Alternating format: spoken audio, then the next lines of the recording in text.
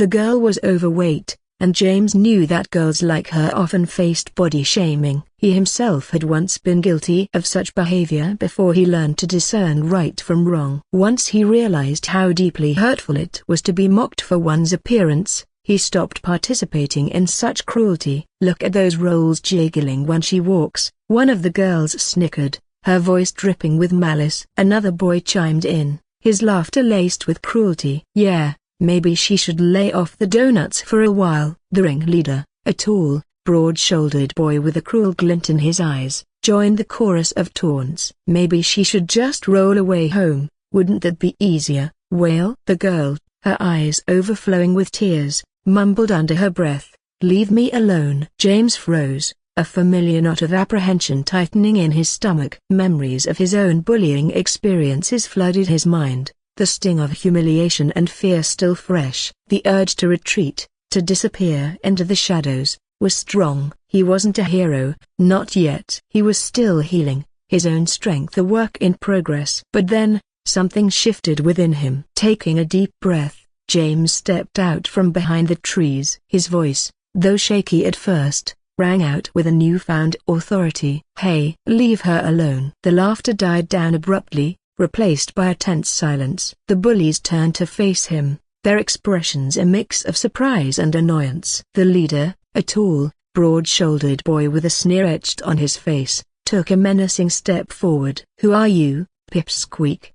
he snarled, his voice dripping with condescension. James met his gaze, his chin held high. "It doesn't matter who I am," he said, his voice gaining strength with each word. "Just leave her alone." A shrill laugh ripped through the tense silence. It was the bully girl, her voice dripping with cruel amusement. "Why are you sticking up for her, shrimp? You got a thing for chubby chicks?" James' face flushed with a surge of anger. He clenched his fists, the urge to lash out a primal reaction. But then, he remembered the martial arts book, its emphasis on control and strategy. He forced himself to take a deep breath, his anger transforming into a steely resolve. Just as he opened his mouth to respond, a stinging slap jolted him sideways. One of the male bullies, a wiry kid with a shaved head, had lunged forward, a cruel smirk twisting his features. A wave of nausea washed over James, a cocktail of anger and humiliation churning in his stomach. "Yeah, what are you gonna do about it,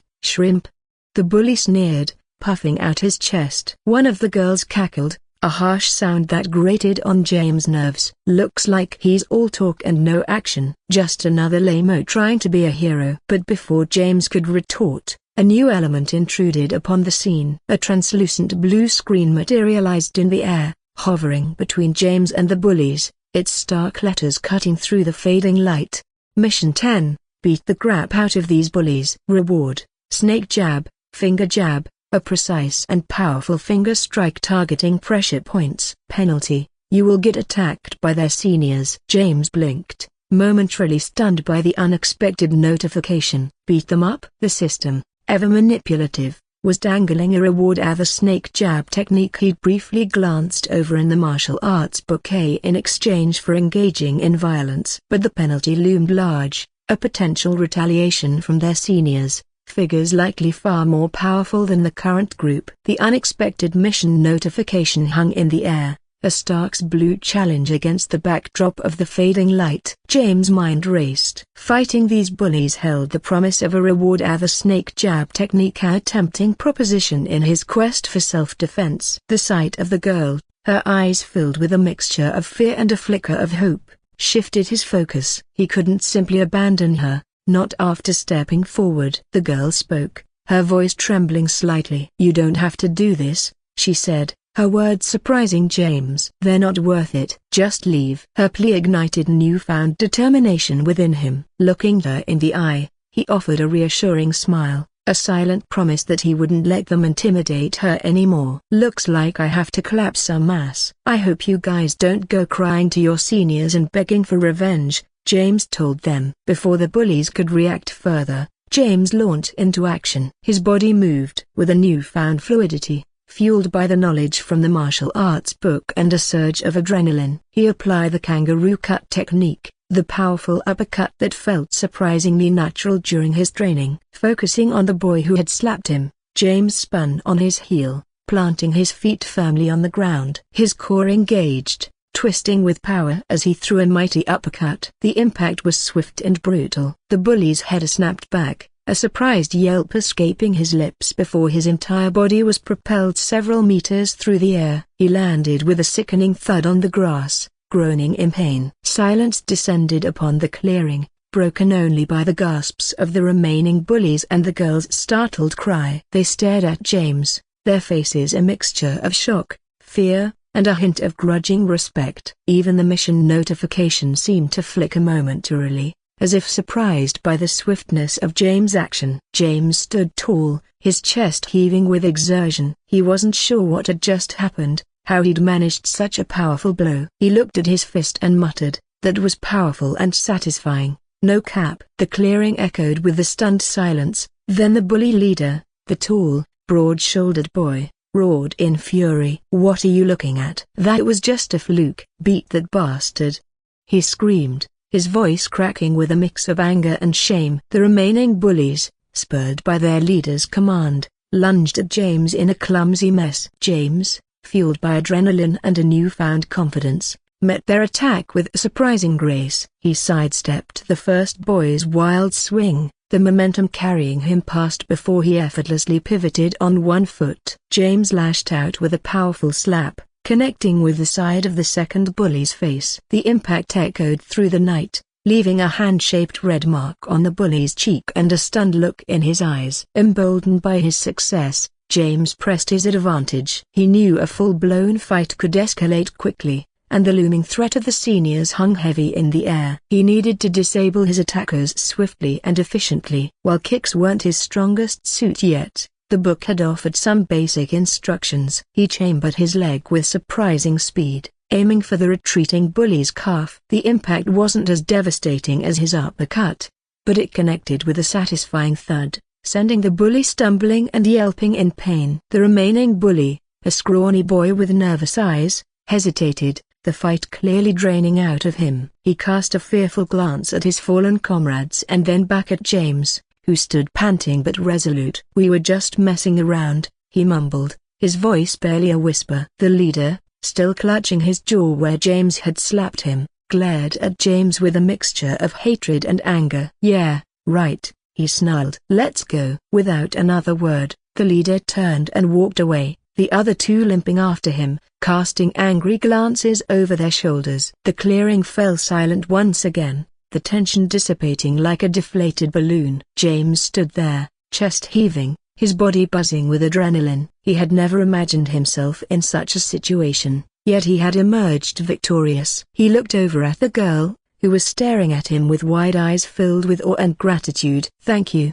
she whispered, her voice barely audible. James offered her a shaky smile. "No problem," he managed. The silence stretched, thick with the aftermath of the fight. James watched the retreating figures of the bullies, a wave of relief washing over him. He wasn't sure what the future held, but for now, he had managed to stand his ground. A triumphant grin tugged at his lips, but it was short-lived. A primal instinct, honed by years of navigating the schoolyard's treacherous waters, he meant that he had seen how bullies operate many times before, send a jolt of unease through him. The system notification hadn't appeared yet, a glaring absence in the wake of a completed mission. Just as suspicion began to bloom in his gut, the feigned retreat shattered. With a battle cry that echoed through the clearing, the bully leader lunged. It wasn't a frontal attack this time, but a treacherous kick aimed at James' unsuspecting back. The betrayal was swift and brutal, a calculated move designed to catch him off guard. But James, fueled by a surge of adrenaline and the lingering suspicion, was ready. He twisted on his heel just as the bully's foot came flying towards him. The impact connected with a sickening thud on his right hand, a jolt of pain shooting up his arm. Ignoring the flare of agony, James used the momentum of the attack to his advantage. He spun further, pivoting on the balls of his feet, his core twisting in a practiced motion. "I've seen scum like you many times, so I was just waiting for you to attack me from behind, you coward bastards!" James screamed. This was no time for fancy footwork or elaborate techniques. He needed a quick, decisive response. The memory of the kangaroo cut flashed in his mind, The powerful uppercut practiced diligently in the park, with a surge of adrenaline and a primal roar that surprised even himself, James unleashed the move. His core twisted, his right leg pivoting as his fist shot upwards in a powerful arc. The impact was sickeningly satisfying. The bully leader's smug expression vanished, replaced by a mask of pain as James' fist, propelled by the combined force of his twist and the bully's momentum, connected squarely with the leader's jaw. A guttural scream ripped from his throat as he was sent reeling backwards, collapsing onto the ground in a heap. His friends, who had paused to witness the unexpected turn of events, could only stare in stunned silence. The clearing, once again, held its breath. James stood there, chest heaving, his right hand throbbing where it had met the bully's kick. His initial triumph was overshadowed by a cold realization that this wasn't over. The sneak attack was a testament to the ruthlessness of these bullies. James winced, the throbbing pain in his hand a stark reminder of the bully's parting shot. He scanned the clearing, taking in the scene. The two remaining girls, their faces pale with fright, stood rooted to the spot, wide-eyed witnesses to the sudden turn of events. The element of surprise had been on James' side this time, but he wasn't naive enough to believe his victory guaranteed future peace. He decided to take a page out of the bully's playbook, hoping to solidify his dominance and deter any further attacks. With a forced bravado that sent shivers down his own spine, James let out a harsh laugh, devoid of any humor. "Looking at me, pipsqueaks. Want a taste of your own medicine?" The effect was immediate. The girls, their fear now a palpable presence, didn't even dare to reply. With panicked glances at their fallen leader, they turned and fled into the gathering darkness, their retreating figures swallowed by the shadows. James watched them go, the bravado slowly draining away. He wasn't a bully, not at heart. But in this strange world governed by the system, he was quickly learning that sometimes, a display of strength, even a manufactured one, was necessary for survival. A soft groan drew his attention back to the downed bully leader. The other boy, the scrawny one with nervous eyes, was attempting to help his friend to his feet. Muttering curses under their breath, they cast a final glare at James, a mixture of hatred and grudging respect flickering in their eyes. Then, with the leader limping heavily, they too disappeared into the night. Silence descended once more, broken only by the chirping crickets and the distant hum of traffic. James stood there, catching his breath, a wave of exhaustion washing over him. His body ached, his hand throbbed with a dull pain, but a sense of accomplishment, tinged with a hint of unease, filled him. Then, a translucent blue screen materialized in the air, hovering above the spot where the leader had fallen. It pulsed with a soft light for a moment before solidifying into a message. "Congratulations, mission cleared. Reward, snake jab rank, E0500. James stared at the message, a complex mix of emotions swirling within him. He had won, completed the mission, and earned a reward at the snake jab technique. Despite the throbbing ache in his hand and the lingering adrenaline, a cocky smirk played on James' lips. Those bullies weren't that tough. Sure, the surprise attack had stung, but overall, they were a joke compared to the real threats lurking in this school. In his mind's eye, he saw Tony and Mark, the muscle of Lemon's gang, notorious for their cruelty and sheer physical power. These guys tonight were just cannon fodder, wannabe bullies with more bark than bite. The girl approached him hesitantly, her voice barely a whisper. "Thank you," she mumbled, her eyes filled with gratitude. James waved a dismissive hand. "Don't sweat it," he said, his voice gruff despite the lingering shakiness. He wasn't sure why, but he didn't feel comfortable lingering. Maybe it was the potential arrival of the seniors, or perhaps a newfound sense of independence. Whatever the reason, he didn't want to get entangled further. With a curt nod towards the girl, he turned and walked away, the soft glow of the setting sun painting the park in hues of orange and purple. As he walked, he replayed the events of the evening in his mind. He had faced his fears, stood up for someone weaker, and even earned a reward at the snake jab technique. A sense of accomplishment swelled within him, a feeling of power he'd never known before. 1 week had passed, and the air in the hallways crackled with a strange energy. Gone were the usual nervous glances James received, replaced by a mix of curiosity, apprehension, and a hint of morbid fascination. Whispers followed him like shadows, their source a flurry of excited murmurs. "Did you hear? James vs. Saueroff, after school today." "No way." "James? That shrimp." "Apparently,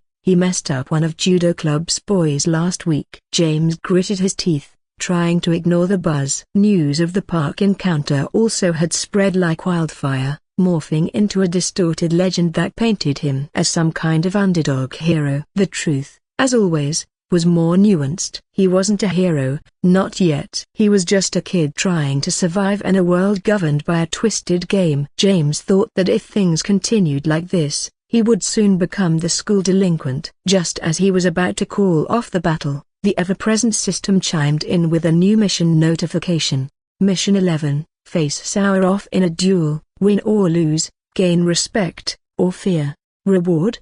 Penalty, if you don't face him, public humiliation and potential injuries is waiting for you. The system, it seemed, thrived on conflict. James had no choice but to accept the challenge. Today, after school on a blessed Thursday, half-day, the schoolyard would become his battleground. He reached his locker, the weight of anticipation heavy on his shoulders. He glanced at the faded martial arts book tucked inside, its pages well worn. It was a meager weapon against the unknown strength of Saueroff, but it was all he had. Taking a deep breath, he closed his eyes and focused on the kangaroo cut technique. The image of its powerful arc seared into his mind. The afternoon sun cast long shadows across the schoolyard as James walked towards the makeshift arena. Contrary to his expectations, the atmosphere wasn't one of nervous anticipation or hushed whispers. Instead, a jovial energy buzzed around the gathered crowd. Students, many clad in judo gis,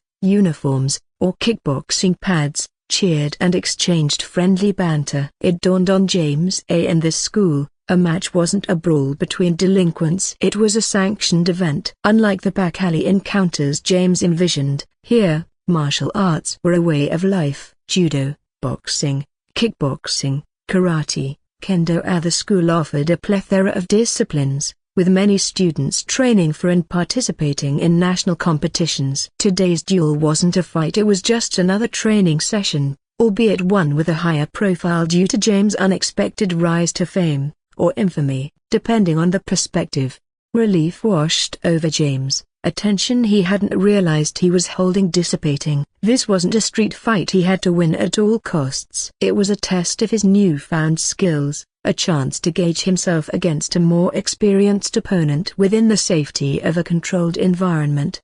He spotted Saueroff in the center of the designated area, warming up with practiced ease. Saueroff, a mountain of a boy with a shaved head and a perpetual scowl, looked every bit the formidable opponent. Saueroff cracked his knuckles, the sound echoing in the sudden hush that fell over the crowd. He towered over James, a sneer twisting his features. "Thought you'd chicken out, pipsqueak," he rumbled, his voice dripping with condescension. James ignored him, focusing on his breath. He knew taunts were part of Saueroff's strategy, designed to unnerve him. Instead, he cast a glance towards the edge of the makeshift arena, where Coach Jin, a wiry man with a weathered face and a keen eye, stood observing. Jin, the school's judo coach, was known for his no-nonsense approach and his respect for all martial arts disciplines. Today, he was acting as the referee, a reassuring presence in the midst of the growing tension. The coach raised his voice,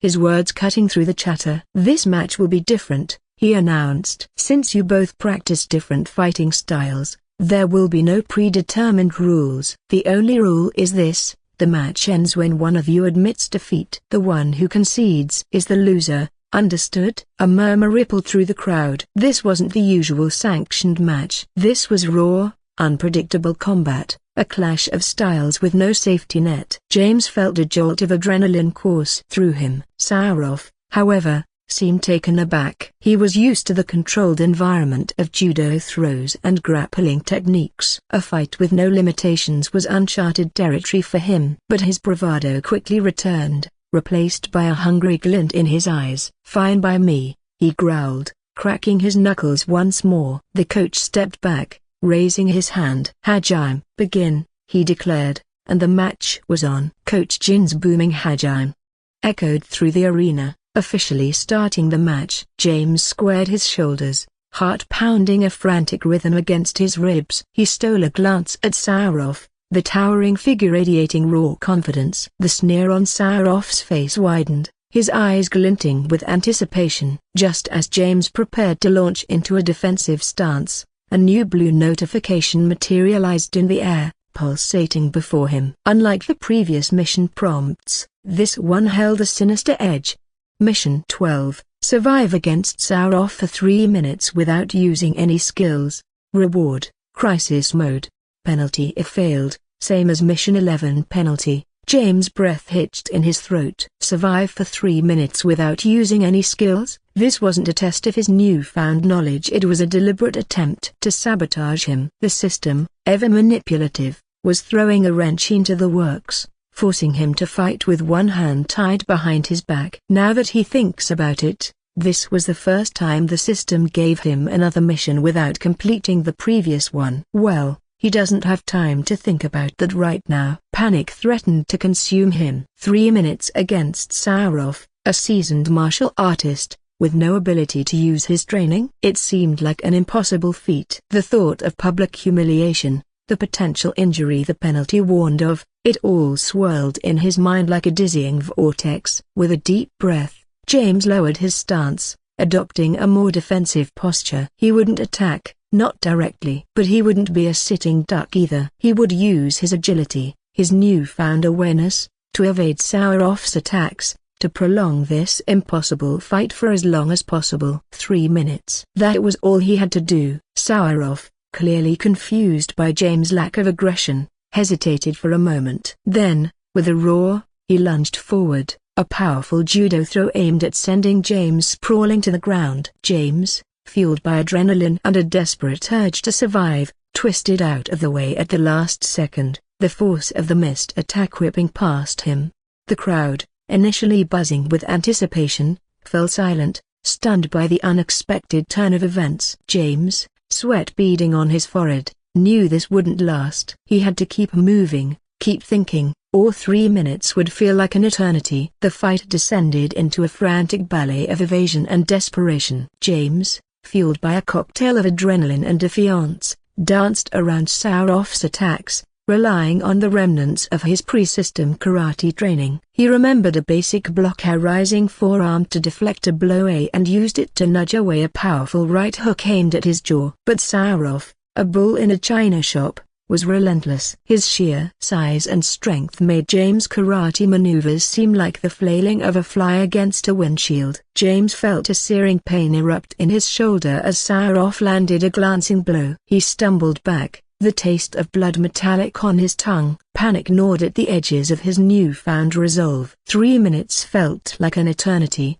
each tick of his internal clock hammering a death knell. He glanced at the crowd, their faces a mix of confusion and morbid curiosity. A part of him craved their support, their cheers to fuel his unlikely resistance. But another part, a part hardened by the system's manipulations, knew this was a fight for his own survival, not a crowd-pleasing spectacle. Just as Sauroff lunged for another attack, a memory flickered in James' mind. It wasn't a fancy martial arts technique, but a trick from his childhood. Something he and his friend Ben used to pull on each other after watching Jackie Chan movies. A desperate gamble, but it was all he had. As Sauroff charged, James feigned a stumble, dropping to one knee with a yelp of mock pain. The movement, clumsy and exaggerated, caught Sauroff off guard. He hesitated for a split second, his momentum momentarily disrupted. That split second was all James needed. With a burst of surprising agility,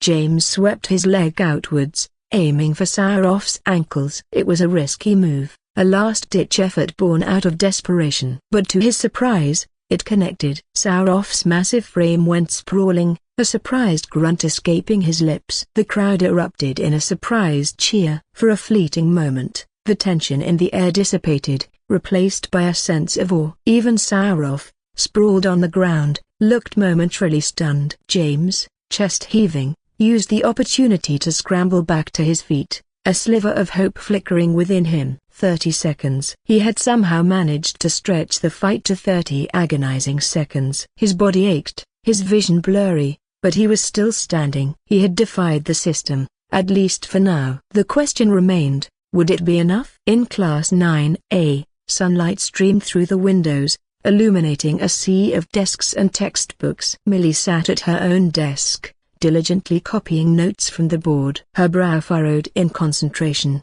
but a flicker of unease danced in her eyes. The whispers and excited chatter of her classmates about the big fight were a constant reminder of the events that had transpired just a couple weeks ago. Anya, her best friend, leaned across the aisle, her voice barely a whisper. "Millie, aren't you going to watch? It's all because of you, after all." Millie flinched at the accusation, a prick of guilt accompanying the sting of truth. The memory of James, standing up to judo club bully Ryan in the hallway to save her from harassment, was strong. She had never asked for the confrontation, but somehow, James had gotten dragged into it, becoming entangled in a web of schoolyard politics she didn't fully understand.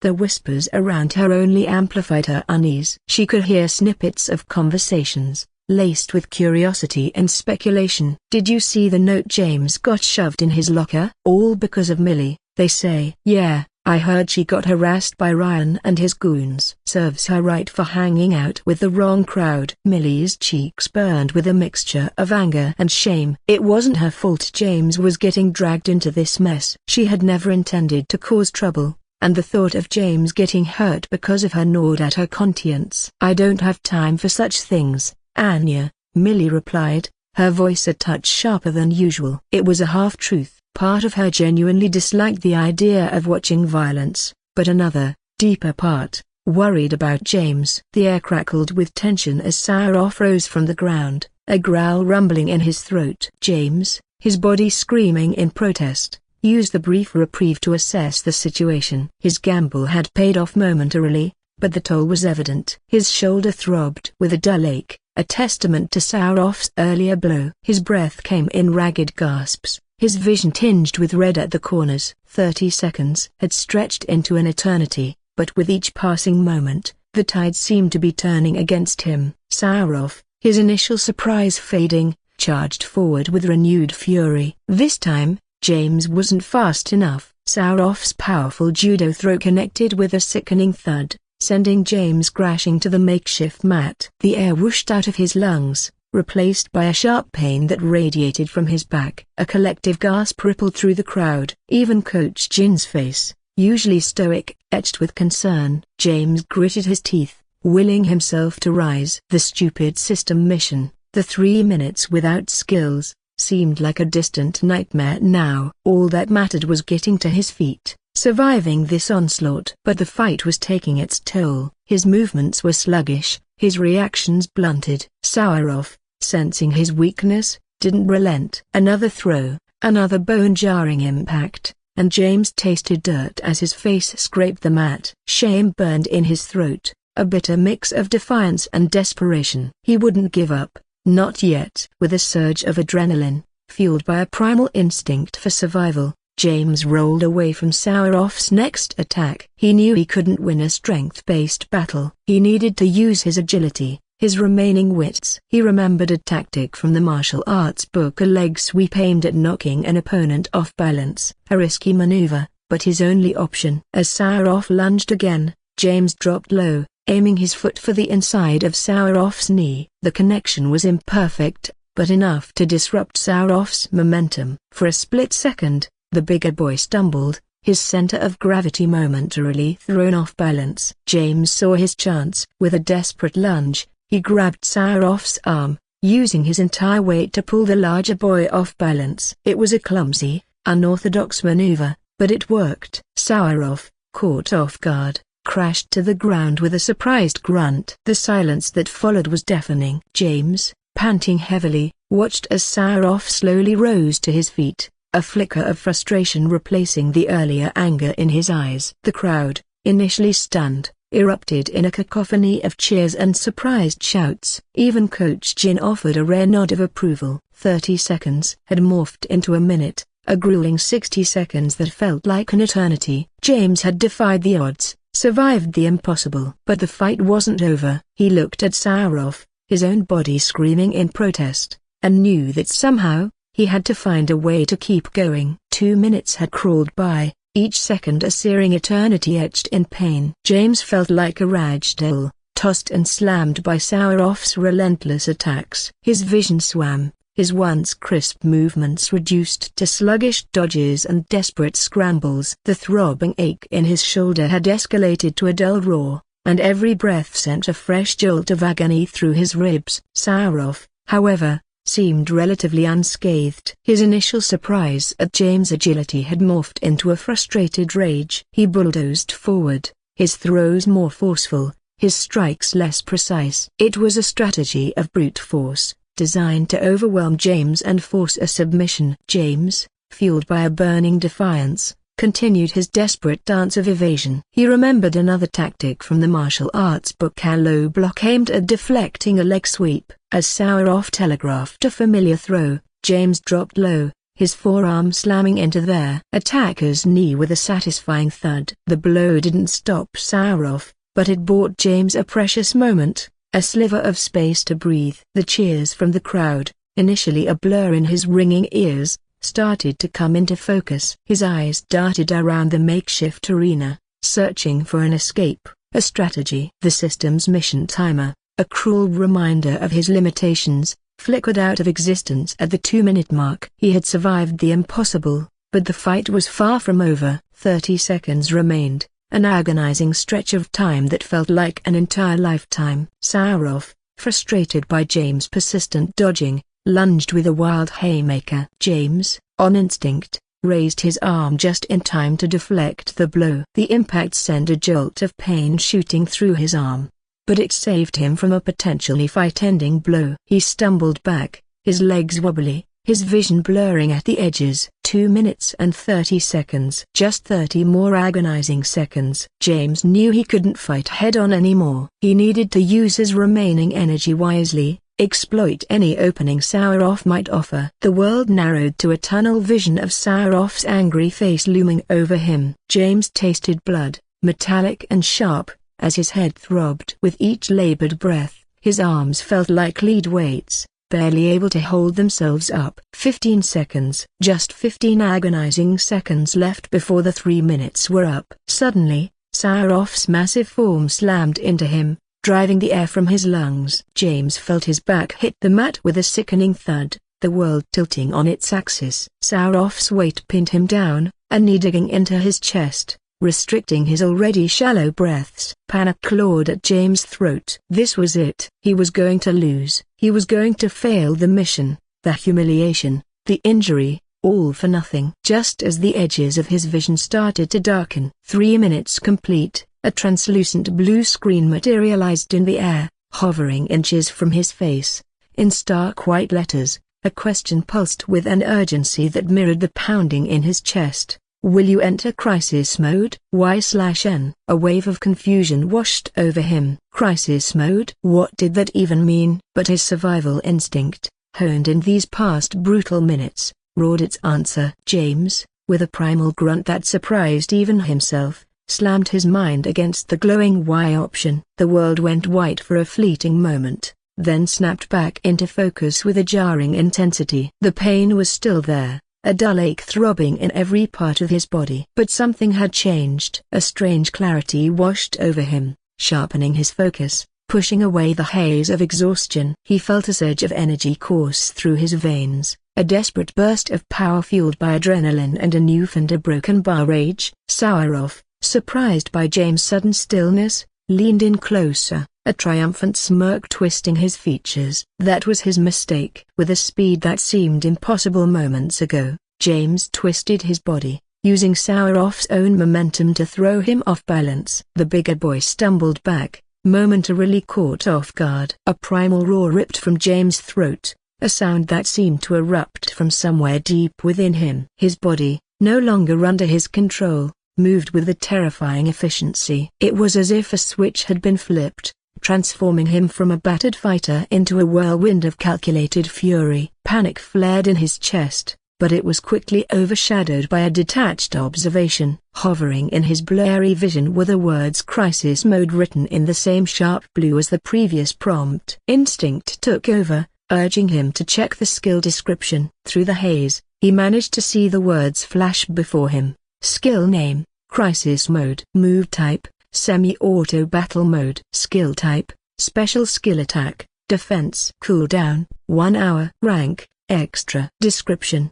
semi-auto battle mode enables your body to act autonomously. It utilizes 100% of your strength for any skills, executes perfect and efficient maneuvers to outmaneuver opponents, and includes automatic defensive actions. This mode remains active until your stamina drops below 30%. The only control you have in this state is the ability to select allies and enemies. Understanding dawned. The system, in its own manipulative way, had granted him a trump card. This crisis mode essentially turned him into a human weapon, pushing his body to its absolute limit and executing techniques with flawless precision. It was a terrifying prospect, this loss of control, but right now, it was his only chance. Fueled by the newfound power, James' body launched into a flurry of attacks, a perfect blend of the martial arts techniques he'd absorbed from the book and a raw, instinctive fighting style. Sauroff, completely caught off guard by James' sudden transformation, found himself on the defensive. Each blow landed with a sickening thud, each dodge a blur of controlled movement. The crowd, initially stunned into silence, erupted in a cacophony of cheers and gasps. James, a mere passenger in his own body, witnessed the fight unfold with a mix of awe and horror. He saw himself land a perfect roundhouse kick, a technique he'd only skimmed over in the book. He witnessed a flawless reversal of a judo throw, a move he hadn't even begun to comprehend. It was like watching a master martial artist at work, only the master was his own body, a terrifying puppet controlled by the system's strings. James' body moved like a whirlwind, a terrifying ballet of violence orchestrated by the system's crisis mode. Sauroff, the once dominant force, was now a battered shell, desperately trying to fend off the relentless onslaught. James, a helpless observer trapped within his own form, witnessed the horrifying efficiency of crisis mode. His hand, seemingly of its own volition, blurred into a flurry of strikes. He recognized the snake jab as the high-speed technique he learned from the system, executed with a speed and precision he could never have achieved. 3 times a second, his finger jabbed at Sauroff's pressure points, sending jolts of pain and disrupting the larger boy's movements. The crowd, initially stunned into a confused silence, erupted in a cacophony of shouts and gasps. Some, like Coach Jin, watched with narrowed eyes, analyzing the unfamiliar yet flawless fighting style. Others, like Millie, who finally came to see his fight, was hiding behind a cluster of students, flinched at each bone-jarring impact, a mix of fear and morbid curiosity churning in her stomach. Whoa. Did you see that? That doesn't feel like James from earlier fighting anymore. Something may have clicked inside him. A lanky boy named Alex exclaimed to his friends, his voice laced with a mixture of awe and apprehension.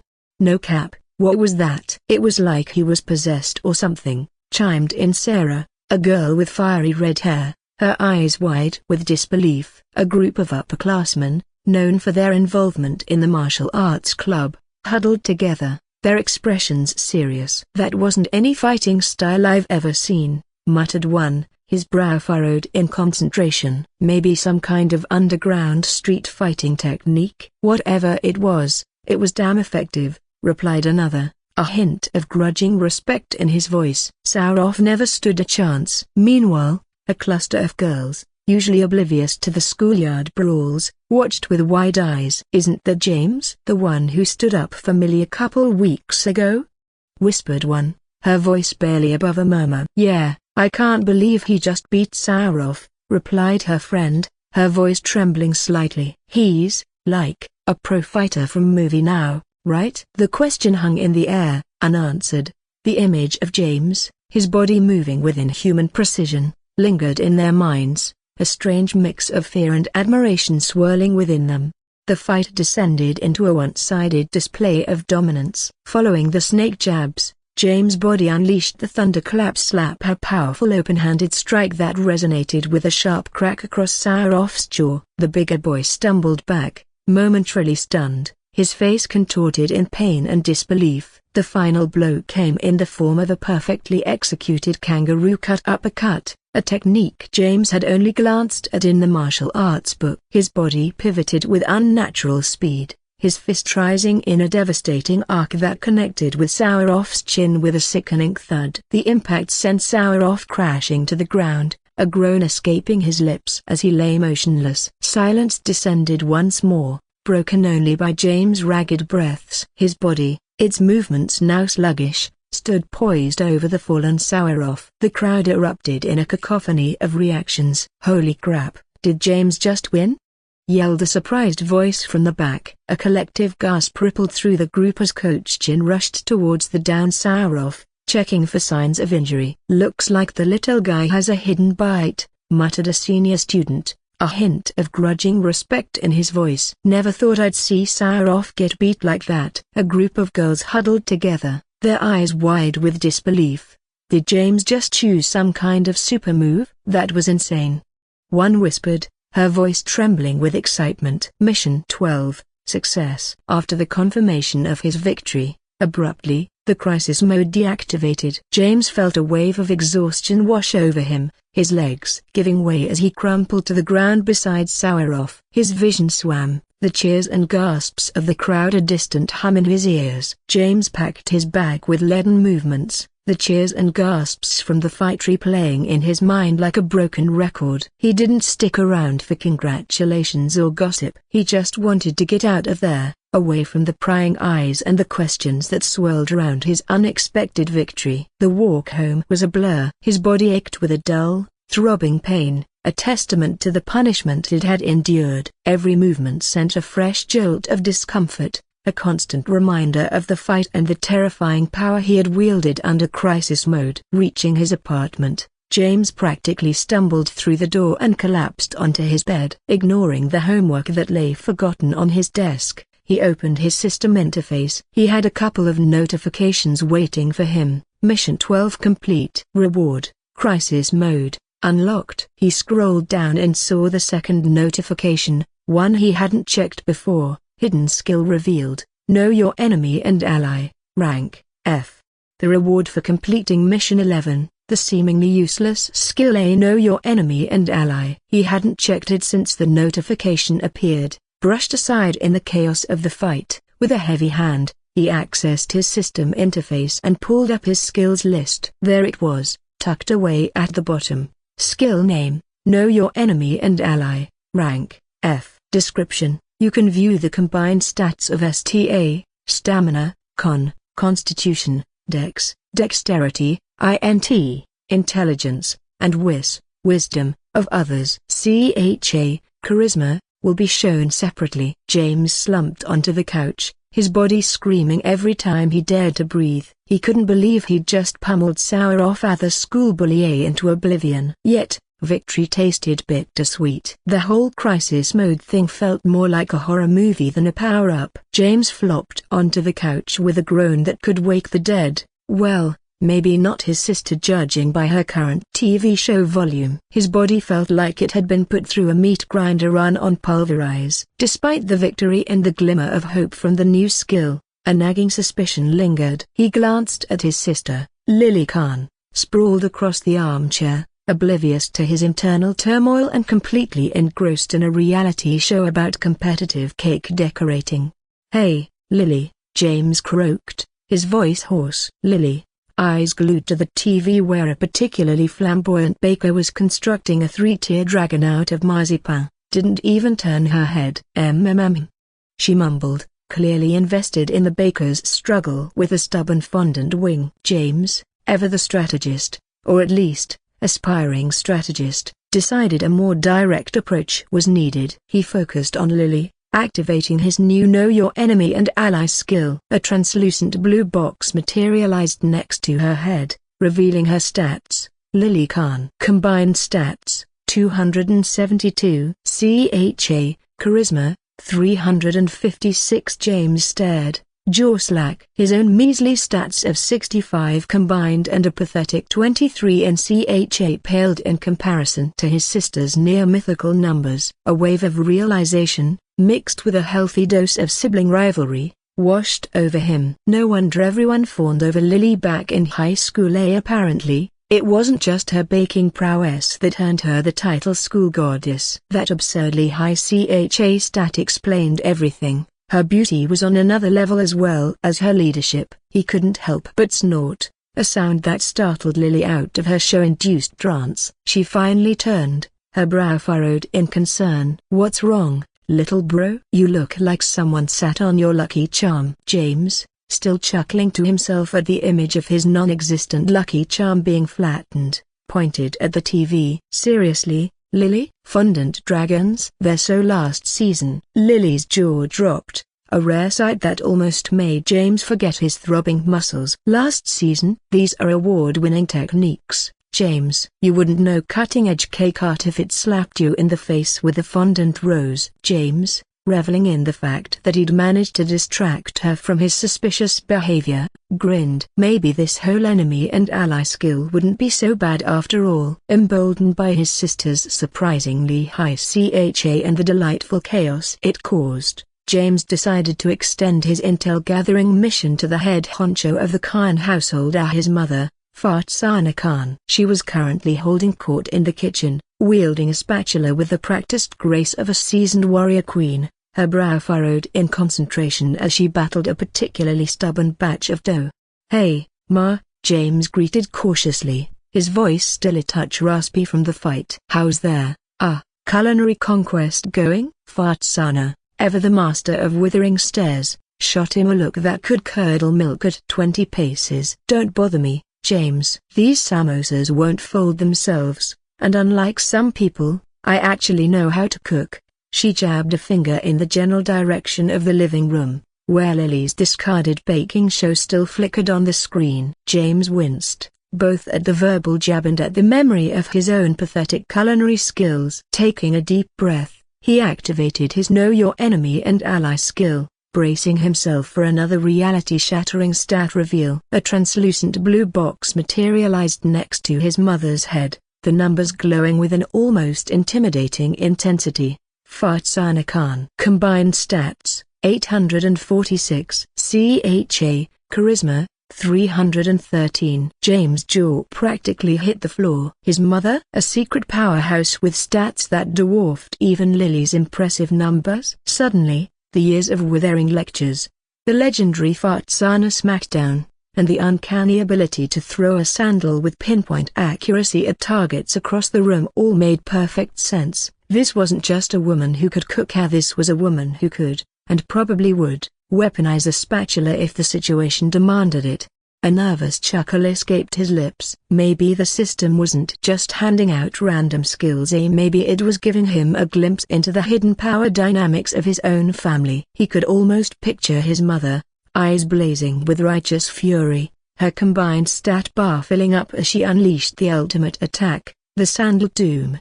Lily, sensing his amusement, finally tore her gaze away from the TV. "What are you laughing at, James?" she asked, a suspicious glint in her eye. James, ever the strategist, or at least, aspiring strategist with a healthy dose of self-preservation, decided honesty was the best policy, or at least, the safest policy. "Just reminiscing about some, baking mishaps from my childhood," he stammered, gesturing vaguely towards the kitchen. Lily's eyes narrowed, but before she could launch into a full-blown interrogation, Farzana emerged from the kitchen, a plate piled high with golden brown samosas held triumphantly aloft. "All right, slackers, dinner's ready. And James, if you even think about leaving crumbs on the floor, I swear a broken bar." She trailed off, but the steely glint in her eyes finished the sentence for him. For some reason, his mother's gentle behavior, which had seemed like a joke before he knew her stats, now felt like a threat. Sweat began to pour profusely from his forehead. James, his stomach growling in protest, wisely decided to keep his newfound knowledge about his mother's stats a secret. Perhaps, just perhaps, some things were better left unlearned. Besides, the mental image of his mother as a secret warrior queen, armed with a spatula and a sandaled fury, was strangely comforting. After all, who wouldn't want a superhero mum? even if her superpower involved slightly burnt samosas and the occasional flying footwear. The familiar rhythm of James' feet pounded the pavement as he jogged towards school. It was a routine he'd established weeks ago, a way to channel some of his nervous energy and hopefully increase his strength. Since the Sour-Off fight, however, his usual zeal had waned. The victory, mixed with the unsettling events of crisis mode, left him with a strange sense of hollowness. Yet, a deeper ember of determination flickered within him. He still craved strength, a yearning to stand on his own, to pummel those bullies into submission. He recalled the fight, the unsettling surge of power during crisis mode. It felt alien, like a puppet show where he wasn't the one pulling the strings. And yet a broken bar, he enjoyed it. Imagine having power that activates on its own, instinctively, before your mind can even catch up. Then, another memory surfaced, his attempt to use Know Your Enemy and Ally on his father. The blank stat screen had surprised him, a stark contrast to the numbers he'd seen for his mother and sister. It wasn't that his father was weak, far from it. James knew that. The fact that the system couldn't even detect his father's stats spoke volumes. Just how strong do you have to be invisible to the system? He muttered to himself, his brow furrowed in thought. This new question fueled his jog, a spark igniting the embers of his determination. Just thinking about having the same DNA coursing through his veins made him wonder if he would be as strong as his father one day. Then James smiled to himself. Of course I will. I'll become the ruler of all bullies. What will people call me then? Lord of Bullies? Bully Lord sounds fun. I'll be the bully who bullies all the bullies in this world. James, fueled by his newfound determination, reached a crescendo in his jog. He pumped his fist into the air, feeling a surge of power, a broken bar well, a surge of lactate burning in his muscles, but the sentiment was there. He envisioned himself standing on a mountaintop, a beacon of strength defying the system's control. Taking a deep, dramatic breath, he declared, "This world shall know a broken bar AI." Suddenly, a voice, gruff and exasperated, boomed in his head. Cut. Don't say it, you bastard. You're not designed to be an 8th grade syndrome kid. James froze, his eyes darting around wildly. Who the heck just spoke?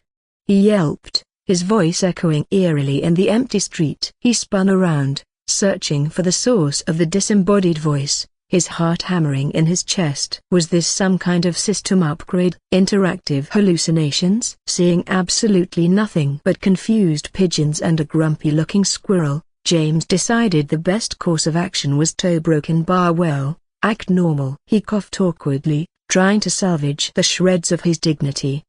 Copyright speech, I guess?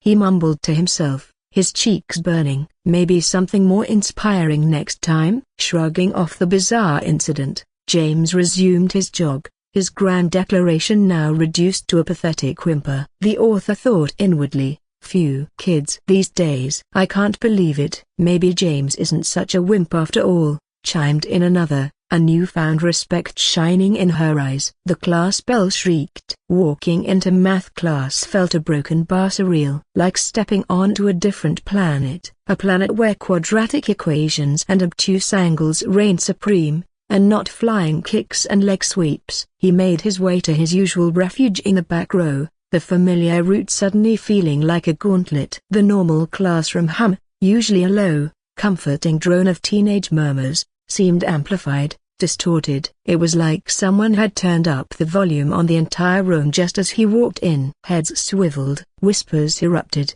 then abruptly died down as he passed each desk, like waves receding from the shore. Stares curious, questioning, some of in a broken bar impressed?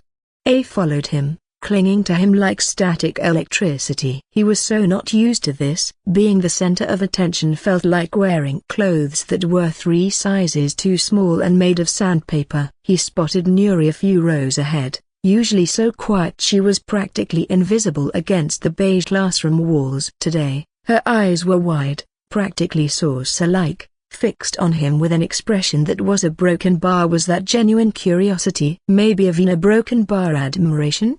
Beside her, Aisha, the redhead whose laughter could brighten even the dreariest Monday morning, was practically buzzing with energy. Nuri leaned in, whispering something excitedly, her eyes darting towards James, then back to Aisha. Aisha's eyes widened further, and she giggled, covering her mouth with her hand but her eyes still sparkling with amusement and excitement. James, despite himself, strained to catch snippets of their hushed conversation. A broken bar never thought James could actually do that. Nuri hissed, her voice barely audible but filled with wonder. I know, right? Aisha squeaked back, nodding emphatically. Sauroff, down? Unbelievable. Maybe a broken bar, maybe he can teach us self-defense. Aisha's eyes lit up at this prospect, and she nudged Nuri again, whispering something about karate lessons and finally standing up to Mark in the lunch queue.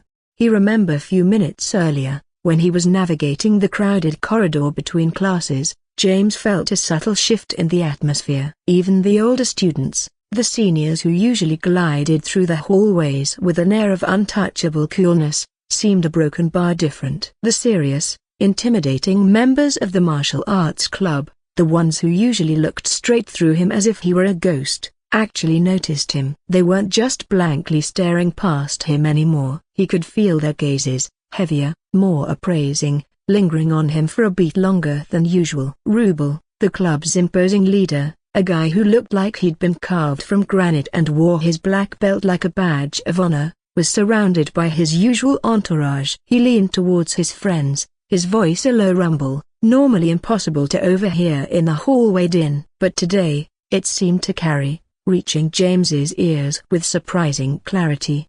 Did you see the jab and cut? Rubel murmured, his tone surprisingly thoughtful. Clean, textbook karate. That's not just some lucky street brawl move. Maybe a broken bar. We should actually invite him to the club. Rubel's friends, usually nodding automatons, actually looked surprised, exchanging glances and murmuring agreement. A tiny spark of warmth ignited in James's chest, a hesitant flicker of something that felt suspiciously like a broken bar happiness. This was so bizarre. He was used to being invisible, a non-entity, a background extra in the chaotic movie of high school. He sank into his chair at the back of the math classroom, the hard plastic digging uncomfortably into his still tender ribs. He tried to shrink inwards, to hunch his shoulders and become one with the faded graffiti on the desk, to somehow revert to being unnoticed. He pulled out his math textbook, the pages blurring slightly, the equations swimming before his eyes. He attempted to focus on the mind-numbingly boring lesson, to ground himself in the predictable tedium of algebra, to escape the unexpected spotlight. But the whispers and stares were persistent, a low-level hum that buzzed around him like a swarm of insistent bees, refusing to dissipate. The attention, even if it was mostly positive, was still deeply unsettling. He wasn't wired for this. He missed the quiet anonymity, the peaceful oblivion of being utterly, completely, and blessedly ignored. Suddenly a thwack case, something soft, yet surprisingly solid, landed on his desk. James jumped, startled, nearly launching his carefully arranged pencil case into orbit. He whipped his head around, scanning the room, heart hammering against his ribs like a trapped bird. Who threw that? His gaze landed on Alex, the lanky, perpetually in motion kid from the other class. Alex was pointedly studying the ceiling tiles, whistling a tuneless melody, pretending to be utterly engrossed in the intricate patterns of the acoustic panels. Suspicious, very suspicious. James cautiously picked up the crumpled paper, his fingers trembling just slightly. His heart did a weird little flutter kick in his chest. Threat? Love letter? Extremely,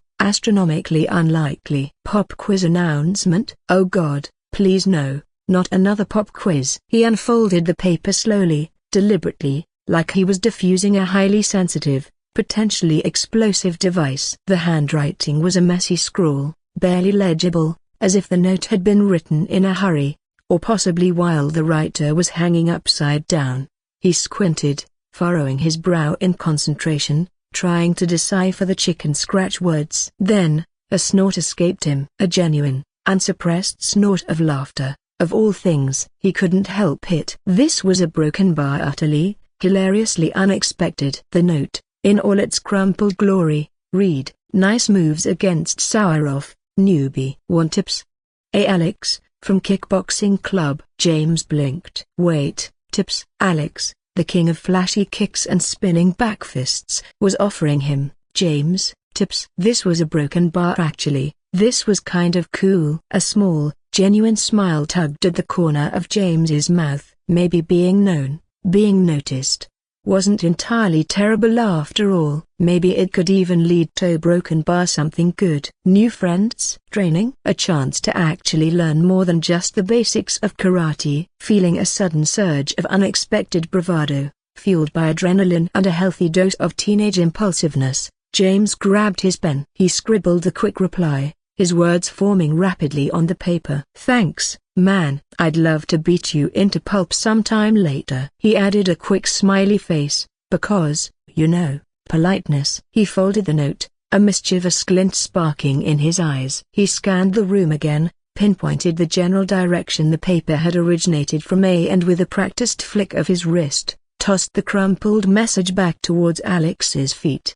James knew that it was threat. In truth, Alex's hidden meaning was, I heard you think you're so great now, after beating a judo guy. Well, come here, Karate Kid, and I'll teach you how to really fight. Yeah, that sounded more like Alex's style. Hence, his own slightly broken bar confrontational reply. He hadn't asked for this attention, this unexpected spotlight. But now that he had it, he wouldn't shrink away. He wouldn't waste it hiding in the shadows. These a broken bar respect, this sliver of fame, this whatever it was that beating Sauroff had given him, he would use it. He would soak it up, channel it, use it as fuel. He would learn everything he could, train harder than ever, and forge his own path, one slightly bruised, slightly terrifying, and undeniably exhilarating step at a time. On the other hand, being noticed a broken bar, it wasn't all cheering crowds and admiring glances from quiet girls. It also meant a broken bar bad boys, ugly jokes, trouble. He hadn't just stepped into the spotlight, he'd stepped onto a battlefield. His peaceful,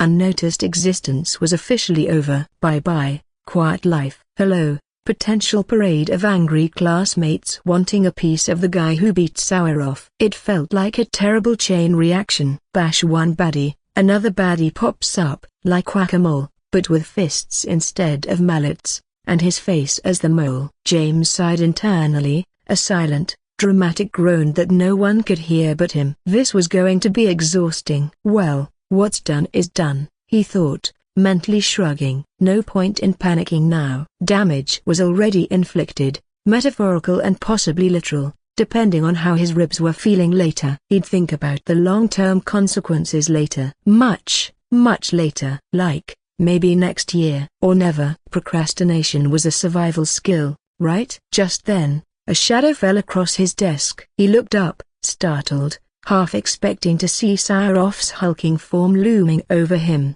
back for round two. Instead, it was Nuri, the quiet girl, standing right next to his desk, holding her math textbook like a shield. Hi, James, she mumbled, her voice barely above a whisper, her cheeks flushed a delicate pink. She avoided eye contact, focusing intently on the cover of her textbook, which was, ironically, about equations and not, say, bravery. What you did a broken bar was amazing. James blinked, genuinely surprised. Nuri? Talking to him? He wasn't used to being addressed directly by anyone other than teachers demanding homework or bullies demanding lunch money. Exclude Millie here, who is special case. Thanks, Nuri, he stammered, feeling his own cheeks flush in response. It wasn't a broken bar a big deal. A broken bar, he tried to downplay it, to shrug it off as nothing special. It felt weird to be praised, especially by someone like Nuri. Nuri, however, was having none of it. She finally looked up, her eyes, usually so shy and downcast, now shining with a bright, unwavering light. It was a big deal, she insisted, her voice gaining a surprising firmness. You stood up to Sauroff, especially Ryan, to protect a girl from being Harry's. No one ever does that. You were broken bar brave. Brave? James blinked again, the word hanging in the air, heavy with unexpected weight. Was he brave? He hadn't felt brave. Mostly terrified, actually. But Nuri's words, sincere and heartfelt, and the flashes of respect he'd seen in the eyes of other students a broken bar, it made something shift inside him. Maybe it wasn't just about him getting beat up,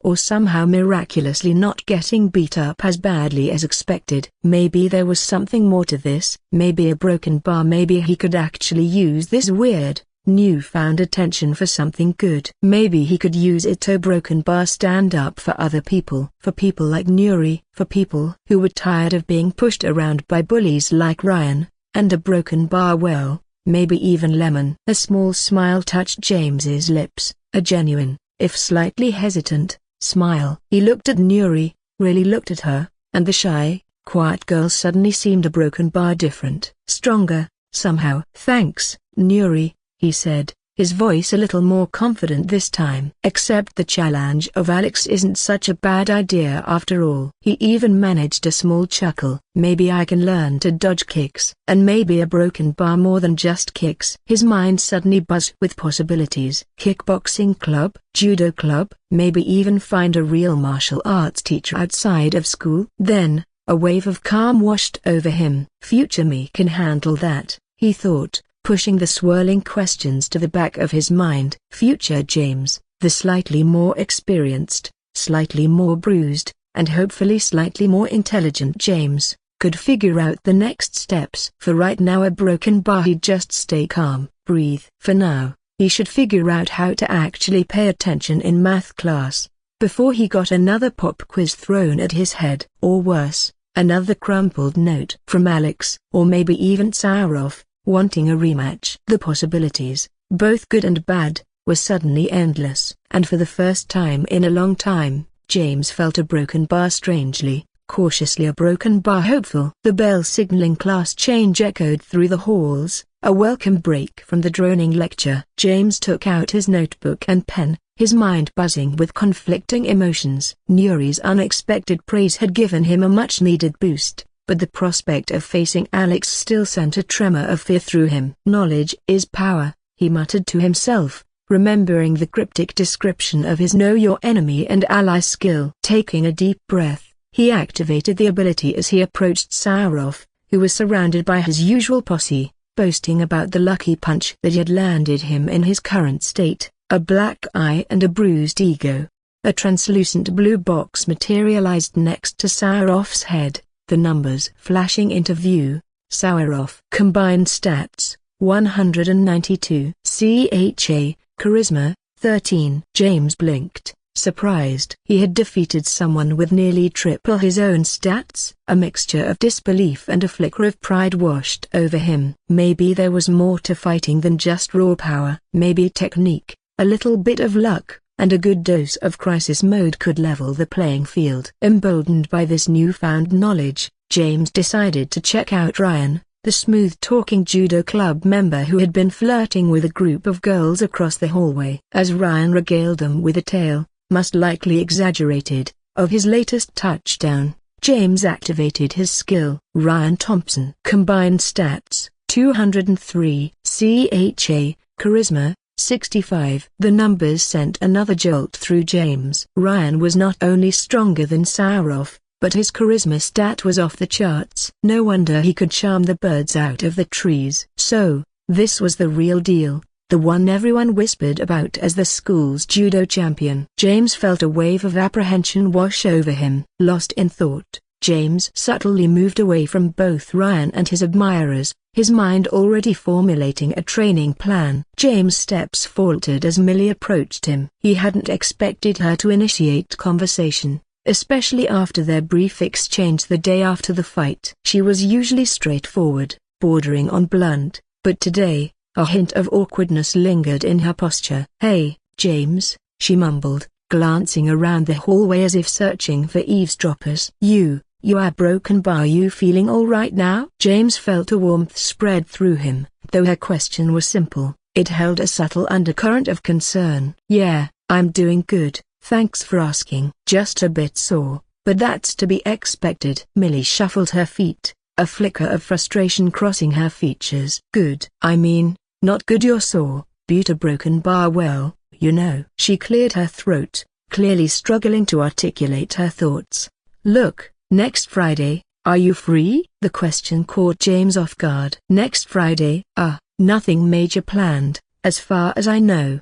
Millie looked at him with an intensity that made him feel like he was under scrutiny. Good. Be ready then. I need to go somewhere, and a broken bar. Well, you better be ready. Before James could decipher the cryptic message or even attempt to reply, she spun on her heel and marched towards her desk, leaving him feeling more confused than ever. James watched her retreating form, his mind racing. Where was she taking him? Why the secrecy? A spark of curiosity ignited within him, quickly overshadowed by a flicker of apprehension. Was she leading him into some kind of trouble? Friday arrived, and James found himself fidgeting at the designated meeting spot, a dusty park bench behind the school library. Millie had been unusually secretive about their destination, sending chills of apprehension down his spine. He wasn't even sure why she'd picked this day. Wasn't a date, right? He'd thought, opting for the comfort of his worn tracksuit over anything remotely fancy. Of course, it isn't a date. After all, she did say she has a boyfriend or crush something, James said, scratching his cheek. 15 minutes ticked by, each one stretching into an eternity. Just as James was about to call it quits and declare Millie a master of cryptic rendezvous, she appeared. But unlike her usual utilitarian attire, she wore a cute sundress, the vibrant colors clashing with the drab park surroundings. James, momentarily thrown off guard, forgot his pre-planned stoicism. Wow, you look a broken bar, he trailed off, unsure if a compliment was the right move at a time like this. The last thing he needed was another layer of awkwardness on top of the swirling confusion. Millie, however, seemed oblivious to his internal struggle. She simply raised an eyebrow, a hint of amusement flickering in her eyes. Why the tracksuit, James? Didn't think we were going for a jog. James flushed, his earlier worry replaced by a sheepish grin. Well, you didn't say where we were going, and I thought maybe a broken bar. He trailed off, the ridiculousness of his assumption settling in. Never mind. It's stupid. Millie let out a short laugh, the sound surprisingly pleasant to James' ears. Not stupid, just a broken bar. Enthusiastic. All right, enough chit-chat. We need to get going. With a surprising display of grace, she hopped onto a bicycle parked nearby, a worn leather satchel dangling from the handlebars. James stared at the bike, then back at Millie in disbelief. Wait, a bike? You want me to ride a bike with you? A broken bar in a dress? Millie rolled her eyes, a playful smile tugging at the corner of her lips. Relax, drama king, there's another bike for you, behind the library. Now come on, before sunset. A strange mix of excitement and trepidation bubbled within James. He had no idea where they were headed, but for the first time since the fight with Sauroff, a feeling other than fear or frustration coursed through him. He grabbed the spare bike, a rusty contraption in desperate need of a tune-up, and followed Millie out of the park, the setting sun painting the sky in vibrant hues. Dhaka's bustling streets weren't exactly built for leisurely bike rides, especially for a girl in a dress. James felt a pang of awkwardness as he followed Millie, the honking horns and weaving rickshaws creating a chaotic symphony around them. An even more awkward fact was that James was following her rhythmically on his own bicycle, his pedaling aligning with the cadence of her movements. He glanced around nervously, wondering if people were looking at them oddly. His eyes darted from side to side, catching glimpses of curious onlookers as they navigated the busy streets of Dhaka. A few people ignored them, but most were staring at Millie as she rode her bicycle with an air of determination. The sight was certainly unusual, and it was drawing quite a bit of attention. James could feel the weight of their gazes, each one a silent judgment or a spark of curiosity. The bustling city was filled with rickshaws, motorbikes, and pedestrians, all weaving through the chaotic traffic. An old man sitting on a nearby bench muttered under his breath, just loud enough for those nearby to hear, "Ladies these days. They'd do anything on the street now, huh?" His voice carried a tone of disapproval, shaking his head as if lamenting the state of the world. Millie ignored such comments, cycling quietly with her eyes fixed ahead. Her focus was unbreakable, her resolve strong. She had long since learned to tune out the unnecessary noise of the world around her. If it had been his sister in her place, she would have felt bothered by this kind of remark. His sister was fiery and unafraid to confront anyone who crossed her path. She would have likely stopped the bike, marched up to the old geezer, and given him a piece of her mind, or perhaps even beaten him senseless. Yet, despite the precarious situation, he couldn't help but be mesmerized by her skill. She navigated the traffic with a practiced ease, her strokes smooth and efficient. "Hey, you're actually really good at that," James blurted out, surprised by his own boldness. Millie glanced over her shoulder, a hint of amusement dancing in her eyes. "Good at what?" "Surviving this urban jungle," James chuckled. "No, at cycling." "You make it look effortless." He wasn't exaggerating. Days of completing his daily loop mission on his trusty bike had given him an appreciation for skilled riders. Millie's smile widened, revealing a flash of white teeth. "Well, it wouldn't be effortless if I wasn't any good, would it?" James felt a surge of curiosity. "So, you cycle a lot?" "More than a lot," she replied, her voice laced with a hint of pride. "Actually, I'm the reigning national champion in the women's under-18 cycling event." James' jaw nearly dropped. 3 years in the same school, countless cafeteria lunches shared. They were on different tables, of course, and this was the first he was hearing about a national championship. He had always seen Millie as the quiet, bookish and serious girl, a far cry from a competitive athlete. "Seriously?" he stammered, his voice barely above a whisper. "You never mentioned that before." Millie shrugged, her expression unreadable. "There wasn't much to mention. Cycling's my escape, my quiet time. Besides, school and national championships don't exactly make for the best conversation starters." A comfortable silence settled between them, punctuated only by the rhythmic whirring of their tires on the pavement. James felt a newfound respect for Millie blossom within him. She wasn't just the girl who sat behind him in biology class. She was a champion, someone who excelled in the way he never would have imagined.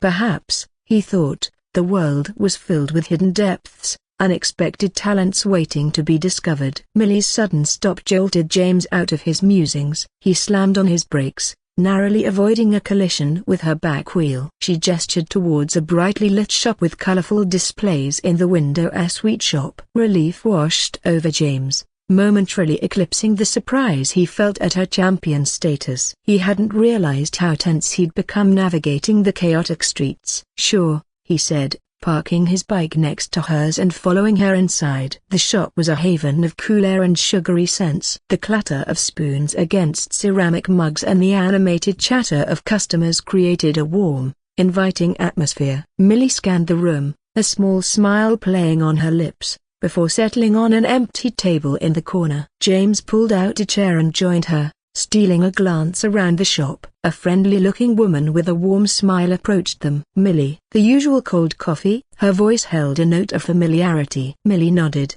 a flicker of something resembling affection crossing her features. "Yes, please, Usher." "Make it a double today." The woman, Usher, winked at James before disappearing behind the counter. "You come here often?" James observed, more to break the comfortable silence than anything else. Millie leaned back in her chair, a thoughtful look on her face. "Often enough," she replied. "This place, this cold coffee, a broken bar, it's a bit of a tradition for me. A quiet space to think, to broken bar disappear for a while." James couldn't help but feel intrigued. The national champion cyclist, the serious bookworm, the girl who craved a quiet escape. How these seemingly disparate aspects of Millie were slowly weaving themselves into a more complex picture. He wanted to ask more, to delve deeper into this new side of her, but something held him back. Perhaps it was respect for her privacy, or maybe a sense of caution, unsure of where this unexpected detour might lead. Usher returned with 2 tall glasses of chilled coffee,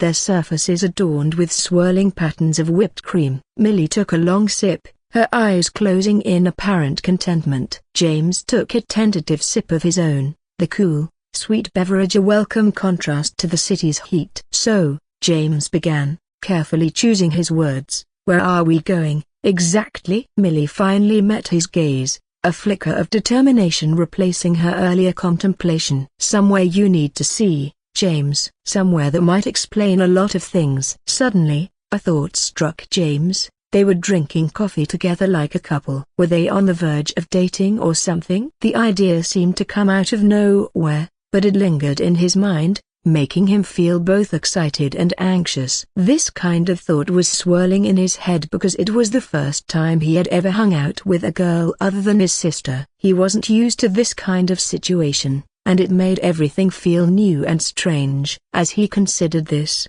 his mind drifted back to the many times he had spent with his sister when they were younger. They had hung out together a lot, exploring their neighborhood, playing games, and sharing secrets. Those times were uncomplicated and filled with joy, a stark contrast to the confusing feelings he was experiencing now. Thinking about those days brought a smile to James's face. It was a sweet memory, one that he cherished deeply. His sister had been his best friend and constant companion, and those moments were some of the happiest of his life. Now, sitting across from Millie in the coffee shop, he felt a strange mix of nostalgia and anticipation. The memories of his sister provided a comforting backdrop as he navigated this new experience. He took a sip of his coffee, trying to steady his racing thoughts, and glanced at Millie, who seemed lost in her own world. The last drops of cold coffee vanished down Millie's throat, and she placed the empty glass on the table with a decisive clink. "All right,"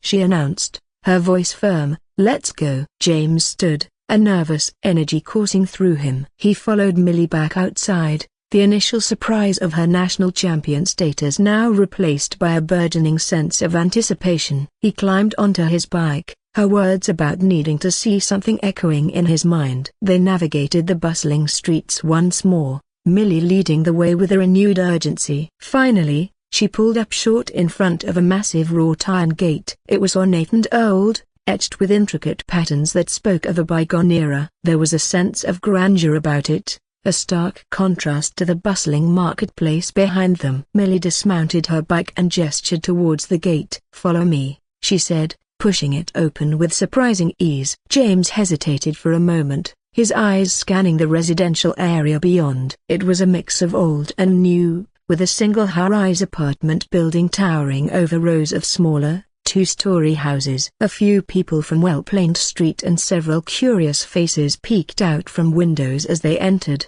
but no one spoke. The silence amplified James' already churning anxieties. Where exactly were they going? He followed Millie, keeping a safe distance behind her. This entire situation felt surreal. His bookish classmate leading him through a hidden gate into a secret enclave guarded by curious stairs. He couldn't help but feel like a character in a fantastical story, one where the line between reality and the unknown had blurred. "Relax, James," Millie finally said, as if sensing his apprehension. "They're just curious. No one here will hurt you." Her words offered little comfort, but James nodded, pushing down his anxieties. He would trust Millie, at least for now. After all, she had led him on this wild goose chase, and he was already knee-deep in the pond. As they walked deeper into the residential area, the initial awkwardness slowly faded. The air here felt different, calmer, almost magical. A flock of birds chirped overhead, their melody replacing the city's cacophony. James couldn't pinpoint it, but there was a distinct energy here,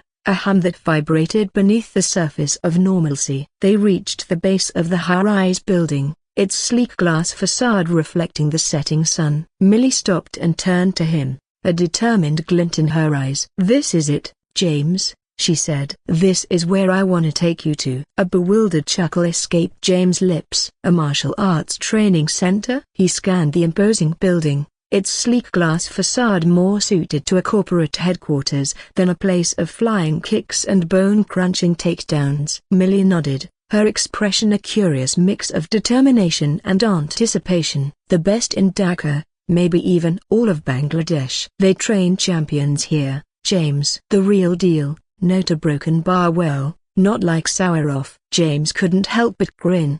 The mention of his unlikely schoolyard nemesis brought back a wave of surprising confidence. He'd faced down Sourov, and he was still standing, mostly. Maybe facing off against a real martial artist wouldn't be so bad. As if on cue, a notification materialized before his eyes, a translucent blue box with bold black lettering, Mission 13, challenge someone to a duel. Reward, WIS +1. Penalty, failure. Stats decrease by 1. James snorted, amusement flickering across his features. "This system is as ridiculous as ever," he muttered to himself. Challenge someone to a duel for a measly point in wisdom, and a penalty that could potentially cripple his stats? It was as transparent as the glass facade of the training center itself. He glanced at Millie, his amusement fading. Why bring him to a place like this? Was this some kind of test, a way to gauge his newfound determination? Or was there something more at play, something connected to the hidden world she seemed to inhabit? So, he began, his voice surprisingly steady. What happens now? Millie met his gaze, a slight smile tugging at the corner of her lips. Now, she said, her voice firm, you get to see what a real champion looks like. But joking aside, I came here to explain something, why I wasn't afraid of Ryan that day and why I didn't want you to get involved. James shrugged, opting not to ask why right then. It seemed he would get that answer soon enough. Millie led him towards the elevators in the sleek, modern lobby. They ascended in silence, and when the doors dinged open on the 7th floor, he was met with a sight far different than the glass and steel exterior. Here, polished stone floors gleamed under the soft glow of pendant lights, and the air thrummed with the rhythmic thud of kick meeting heavy bags. The training area was divided into two sections by a transparent glass wall. One side bustled with female students, their movements a blur of focused strikes and powerful kicks. The other side housed the male trainees, each move displaying a level of skill that made James gulp nervously. Millie paused in front of the section labeled kickboxing emblazoned on a nearby board. This is it, she announced, her voice laced with a hint of pride. James scanned the board, then back at Millie, his bewilderment growing with each passing second. This is a kickboxing gym? He finally ventured, the question tumbling out in a confused rush. Why are we here? Millie, instead of answering directly, turned towards the female section, her gaze fixed on a particular group. She pointed towards them, a flicker of urgency in her eyes. Don't you remember? James squinted through the glass, trying to decipher what she meant. He saw a group of women sparring, their movements precise and powerful. One figure, taller and leaner than the others, stood out. Her strikes were lightning fast, her form flawless. But James didn't recognize her. Remember what? He asked, frustration creeping into his voice. This cryptic game of hers was starting to wear thin. Millie's gaze snapped back to him, her expression unreadable. Just as he was about to press for an explanation, a voice boomed from behind them. Millie, is that you? James turned to see the source of the voice. Standing there, a mix of surprise and amusement etched on her face, was a very beautiful middle-aged woman. She wore a black tank top and sweatpants, her features softened from the intensity he'd witnessed in the training session. But there was no mistaking her. This was the skilled fighter, the one who stood out amongst the rest. Yes, Mum, Millie said. The woman's eyes widened in surprise, then shifted to James with a scrutiny that made him even more self-conscious. "We're broken bar," she began, then trailed off, a frown furrowing her brow. "You seem a broken bar familiar." Millie stepped forward, her voice barely a whisper. "Mom, this is James." James Khan. Lily Khan's younger brother. The woman's eyes widened again, this time with recognition. She looked back and forth between James and the picture she'd painted in her mind, the resemblance finally clicking into place. Yes, she said, nodding slowly. "I see the family resemblance now. Lillian used to talk about you all the time." "You have her eyes." James felt a wave of conflicting emotions wash over him. Surprise, at the connection between his sister and this formidable woman. Apprehension, at the sudden mention of Lily and the memories that might come flooding back. And a flicker of anger, at himself for forgetting something that clearly meant a lot to Millie. "Lily trained here?"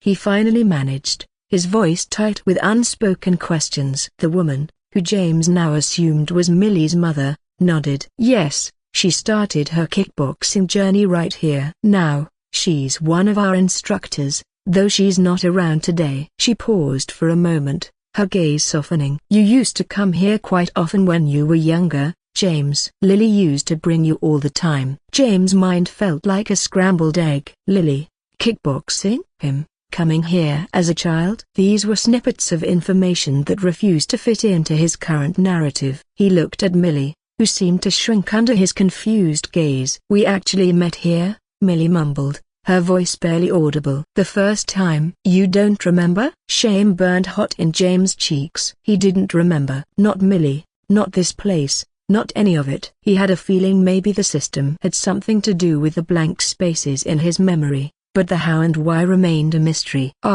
Did we? Honestly, my memory of everything is a bit fuzzy," James chuckled, scratching his cheek with a bemused expression. Millie raised an eyebrow playfully. "Well, I guess it seems like you've forgotten about me too. Remember that first day when I said hi to you, and you ignored me like you didn't hear it?" James's eyes widened in surprise. "What? You said hi to me?" "Now that you mention it, I vaguely remember that. Though, at the time, I thought you were greeting someone else," he admitted with a sheepish grin. It made sense to him now. He couldn't quite believe that a beautiful girl he didn't know would greet him out of the blue. Millie chuckled softly, shaking her head. "Typical." "I wondered why you looked so bewildered that day." James laughed, feeling a bit embarrassed. "I guess I was just caught off guard. But I'm glad that the misunderstanding is cleared now," he replied sincerely. Millie's mother, her smile radiating warmth and understanding, squeezed their shoulders gently. "Memories can be like puzzle pieces, James,"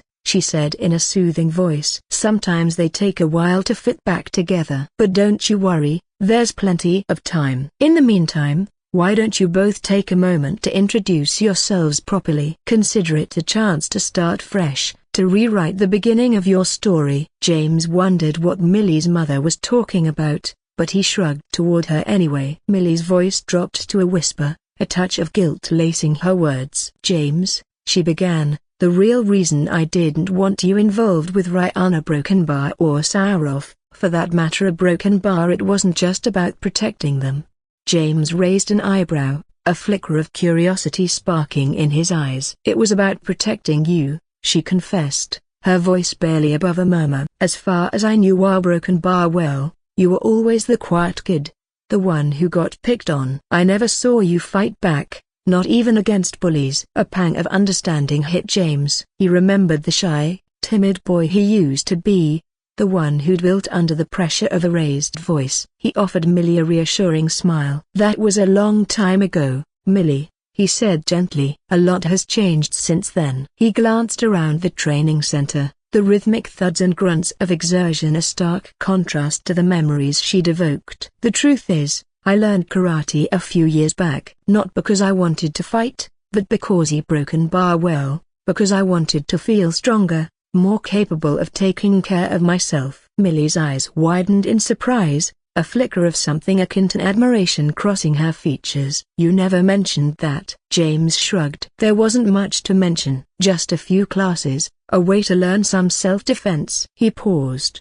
a mischievous glint entering his eyes. "Maybe enough to handle a schoolyard bully or two." Millie couldn't help but let out a small laugh, the tension dissipating from her shoulders. "Maybe," she conceded, a playful smile gracing her lips. "But let's not get too cocky, all right? These guys here are the real deal, and trust me, you haven't seen anything yet." Sauroff was a walk in the park compared to some of the bullies here. "They're strong, fast, and some of them even have a few years of training under their belts. And that's not even mentioning the big leagues are the 4 bully emperors who rule the school with an iron fist. Those guys are on a whole other level. We're talking black belts, regional champions, the kind of guys who could take down a grown man without breaking a sweat." James felt a surge of adrenaline course through him. Sure, what Millie described sounded intimidating, but it was also strangely exhilarating. A part of him, the part awakened by the system and the hidden world it revealed,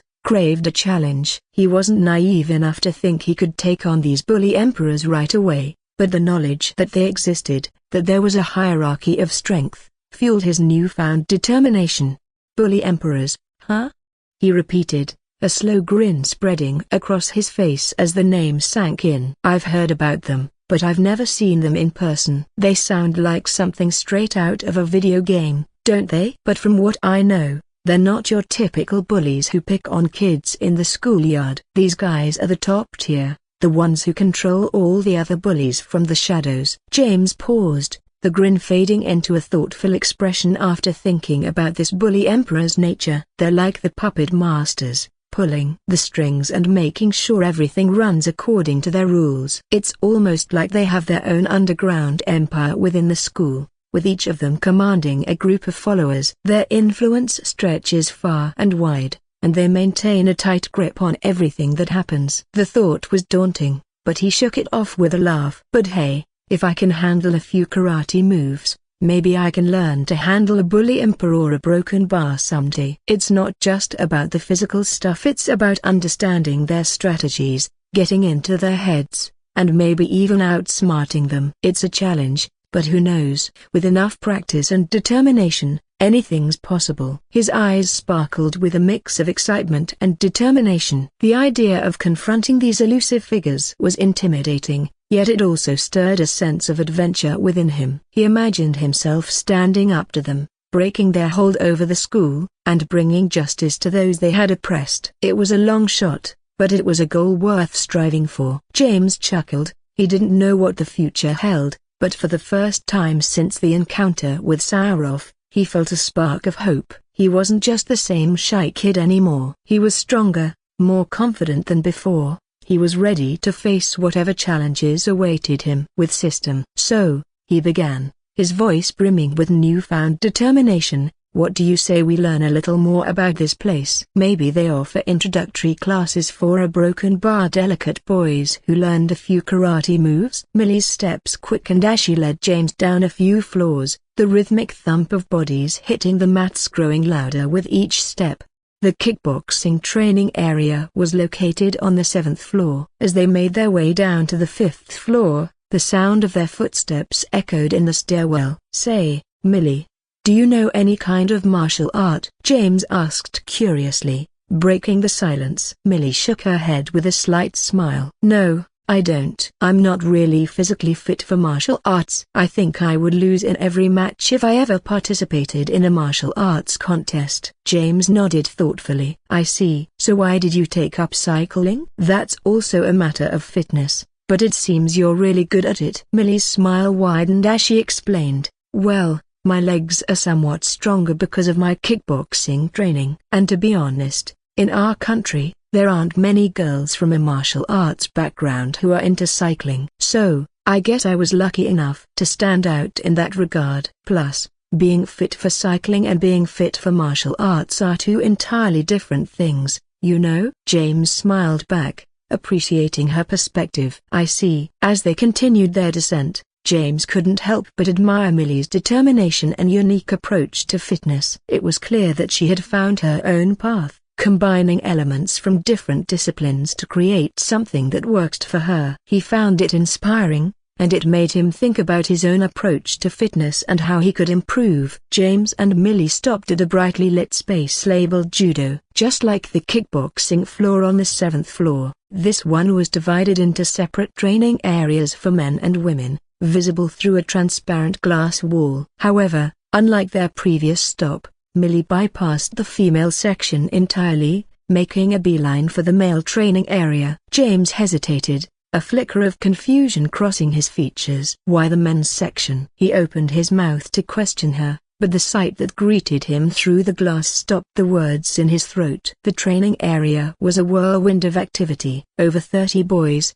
clad in pristine white judo gi, grappled and tossed each other with practiced ease. Unlike the street fights he'd witnessed, this was a ballet of controlled chaos, a testament to years of dedicated training. A familiar thrill of excitement danced in James' chest, overshadowed by a cold dose of reality. These weren't the clumsy brawls he'd grown accustomed to. This was a different level of combat altogether. Every movement was precise, calculated, fueled by an underlying strength that James could only imagine. He felt a pang of self-doubt, the memory of his meager karate classes a distant echo in the face of this raw athleticism. Curiosity gnawed at James. He activated his Know Your Enemy and Ally skill, a faint blue shimmer emanating from his eyes. Numbers materialized above the heads of the training students, their stats displayed in stark white. His jaw slackened. Everyone, and he meant everyone, had stats above 100. This was a level of physical prowess that James had never encountered before. 8 of them sported stats ranging from a formidable 300,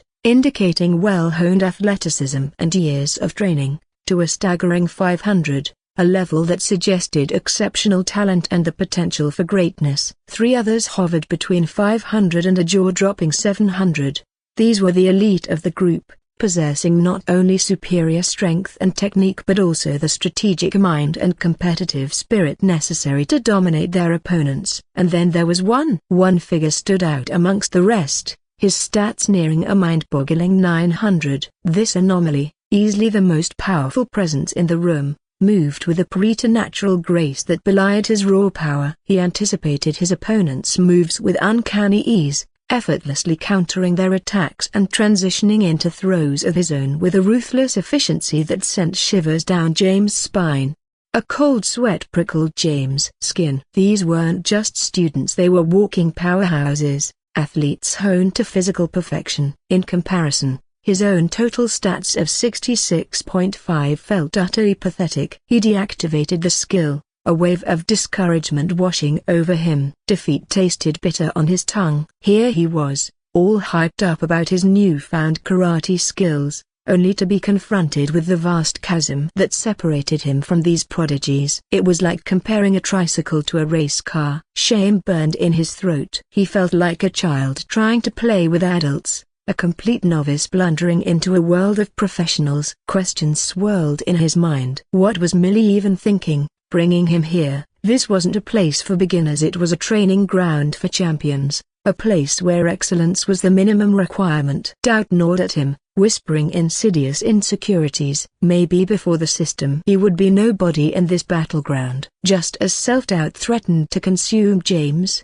Millie's voice broke through the fog of negativity. See that guy over there? She pointed towards the one with the near 900 stats. That's Imran. He's one of the best judokas in Bangladesh. Won a national championship last year. James could only nod, still processing the overwhelming display of skill and power before him. James forced a smile, the weight of Imran's dominance settling heavily on his chest. National champion, huh? He managed, his voice barely above a whisper. A part of him, the competitive part awakened by the system, felt a flicker of admiration for Imran's skill. But the larger part was drowning in self-doubt. Millie, oblivious to his internal struggle, continued with a hint of awe in her voice. He's incredible, fast, strong, and a broken bar strategic. He can read his opponents like a book. James nodded mutely, his gaze lingering on Imran's flawless takedowns. Then, a mischievous thought struck him, a way to lighten the mood and maybe pry a little more information out of Millie. So, he began, a playful glint in his eyes, is this Imran your secret crush? The national champion who can read minds and throw people around like rag dolls? Millie's cheeks flushed a rosy pink, and she swatted him playfully on the arm. No way! She exclaimed, her voice laced with mock indignation. Has a broken bar? Well, he's good, sure. But a crush? Definitely not. James couldn't help but chuckle at her flustered reaction. It was a relief to see her smile again, the tension momentarily broken. But her answer sparked a new question in his mind. If Imran wasn't the object of her affection, then who was? He stole a glance at Millie, her eyes still fixed on the training session. There was a wistfulness in her gaze, a hint of longing that he couldn't quite decipher. Was there someone else here? Someone who trained alongside her, someone who perhaps held a special place in her heart? The question burned on his tongue, but something held him back. He didn't want to pry into her personal life too aggressively. Their connection was still fragile, built on a chance encounter and a shared secret. Maybe, just maybe, as they spent more time together, the answer would reveal itself naturally. The whirlwind of emotions churning within James was interrupted by a voice that sent a jolt down his spine. What are you doing here? A familiar voice called out from behind them. James spun around, bracing himself for a confrontation. There, standing a few feet away, was Ryan, the very same boy he'd tangled with in the school cafeteria. He looked a broken bar different. The smug arrogance that had characterized their previous encounter was absent, replaced by a casual friendliness that felt almost out of place. Millie, however, didn't appear surprised by Ryan's presence. In fact, a flicker of annoyance crossed her features, but it was quickly overshadowed by a resigned sigh. She leaned towards James and whispered, her voice barely audible, Ryan. He's also a member of the judo section. We've known each other a broken bar well, for a while." The revelation hung heavy in the air. So, Ryan, the schoolyard bully, was a skilled athlete, training alongside champions. It painted a whole new picture at the boy James thought he knew. Ryan's gaze flicked between James and Millie, a hint of amusement playing on his lips. He sauntered closer, his initial question seemingly forgotten. Well, he drawled, a hint of his former arrogance peeking through. "Look who decided to grace us with his presence." "The mighty champion, slayer of unruly kids." James bristled, his hand instinctively clenching into a fist. But before he could retort, Ryan's demeanor shifted again, the amusement replaced by a surprising sincerity. "So," he continued, his voice devoid of its usual snark, "are you finally interested in joining the judo club? We could always use some fresh blood, even if it's a little broken bar inexperienced." James stared at Ryan, dumbfounded by the sudden change in tone. This wasn't the same bully he'd faced before. This Ryan was almost a broken bar friendly. A strange sense of unease settled in his stomach. What was going on here? "Actually," James began, his voice surprisingly steady, "I wouldn't mind learning a thing or two about judo. Maybe you could show me the ropes sometime." A genuine smile broke across Ryan's face, the first one James had ever seen directed at him. "Sure thing, champ," he replied, a hint of his old playful jab returning, but this time, it lacked malice. "Just don't expect to go easy on you. Even beginners need a good challenge, right?" James couldn't help but grin. A deep voice boomed from across the training area,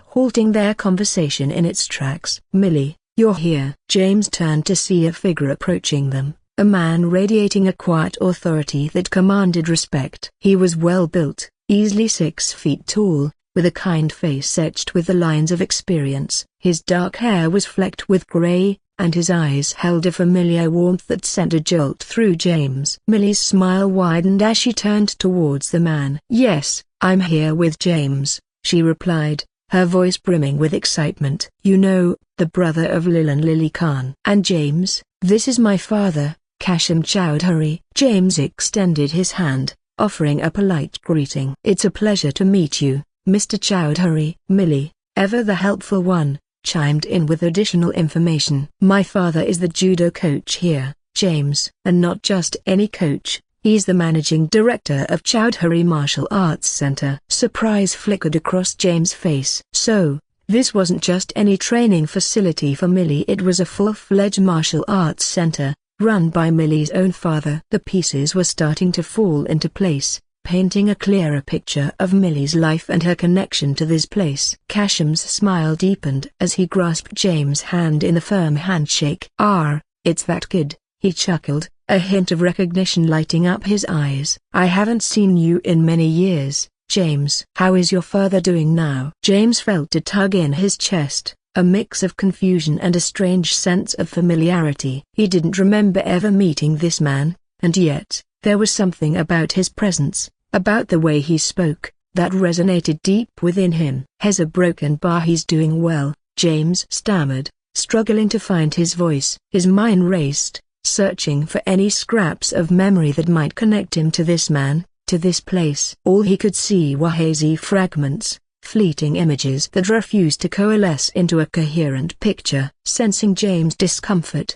Millie stepped forward, placing a reassuring hand on his shoulder. "He might not remember you, Dad," she explained gently, "but it's been a long time. He used to come here a lot with Lily when they were younger." A shadow of understanding flickered across Kashim's face. "Ah, of course," he murmured, his voice filled with a hint of nostalgia. "Lily always spoke fondly of her younger brother. She was quite the protector back then, always looking out for you." He patted James' shoulder gently. "Why don't you take a look around, James? See what interests you.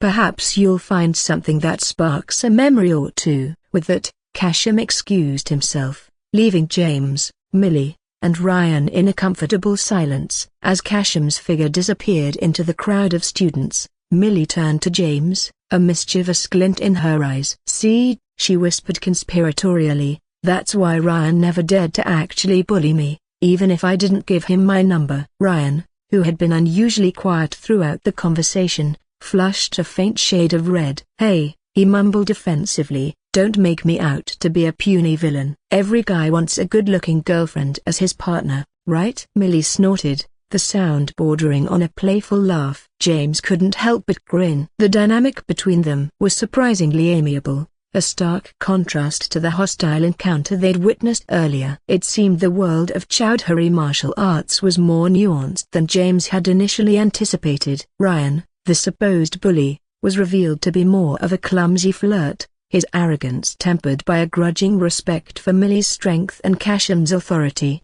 "Right," Millie countered sarcastically, drawing out the word. "But some guys, Ryan, learn the difference between flirtation and harassment." She winked at James, a silent camaraderie forming between them. James chuckled, relief washing over him. The system's manipulation had painted Ryan in harsh strokes, twisting his behavior into something sinister. The encounter in the cafeteria now seemed like a misunderstanding, a juvenile attempt at attracting attention, albeit in a clumsy and inappropriate way. "So," James began, addressing Ryan directly, "does this mean we can put the whole cafeteria incident behind us?" He extended his hand in a gesture of peace. Ryan hesitated for a moment, then grasped James' hand firmly. "Yeah," he replied, a hint of sheepishness in his voice. "Let's just say I wasn't exactly at my best that day. Maybe we can start over?" James nodded, a genuine smile splitting his face. A familiar chime echoed in James' mind,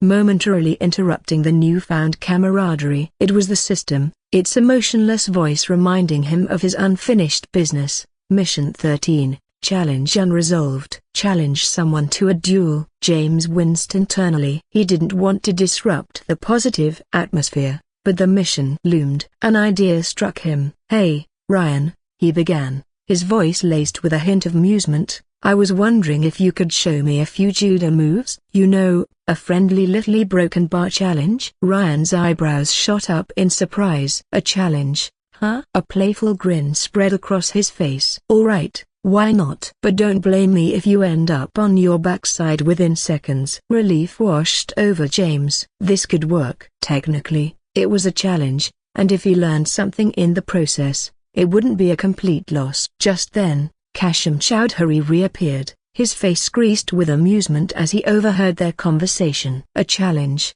you say?"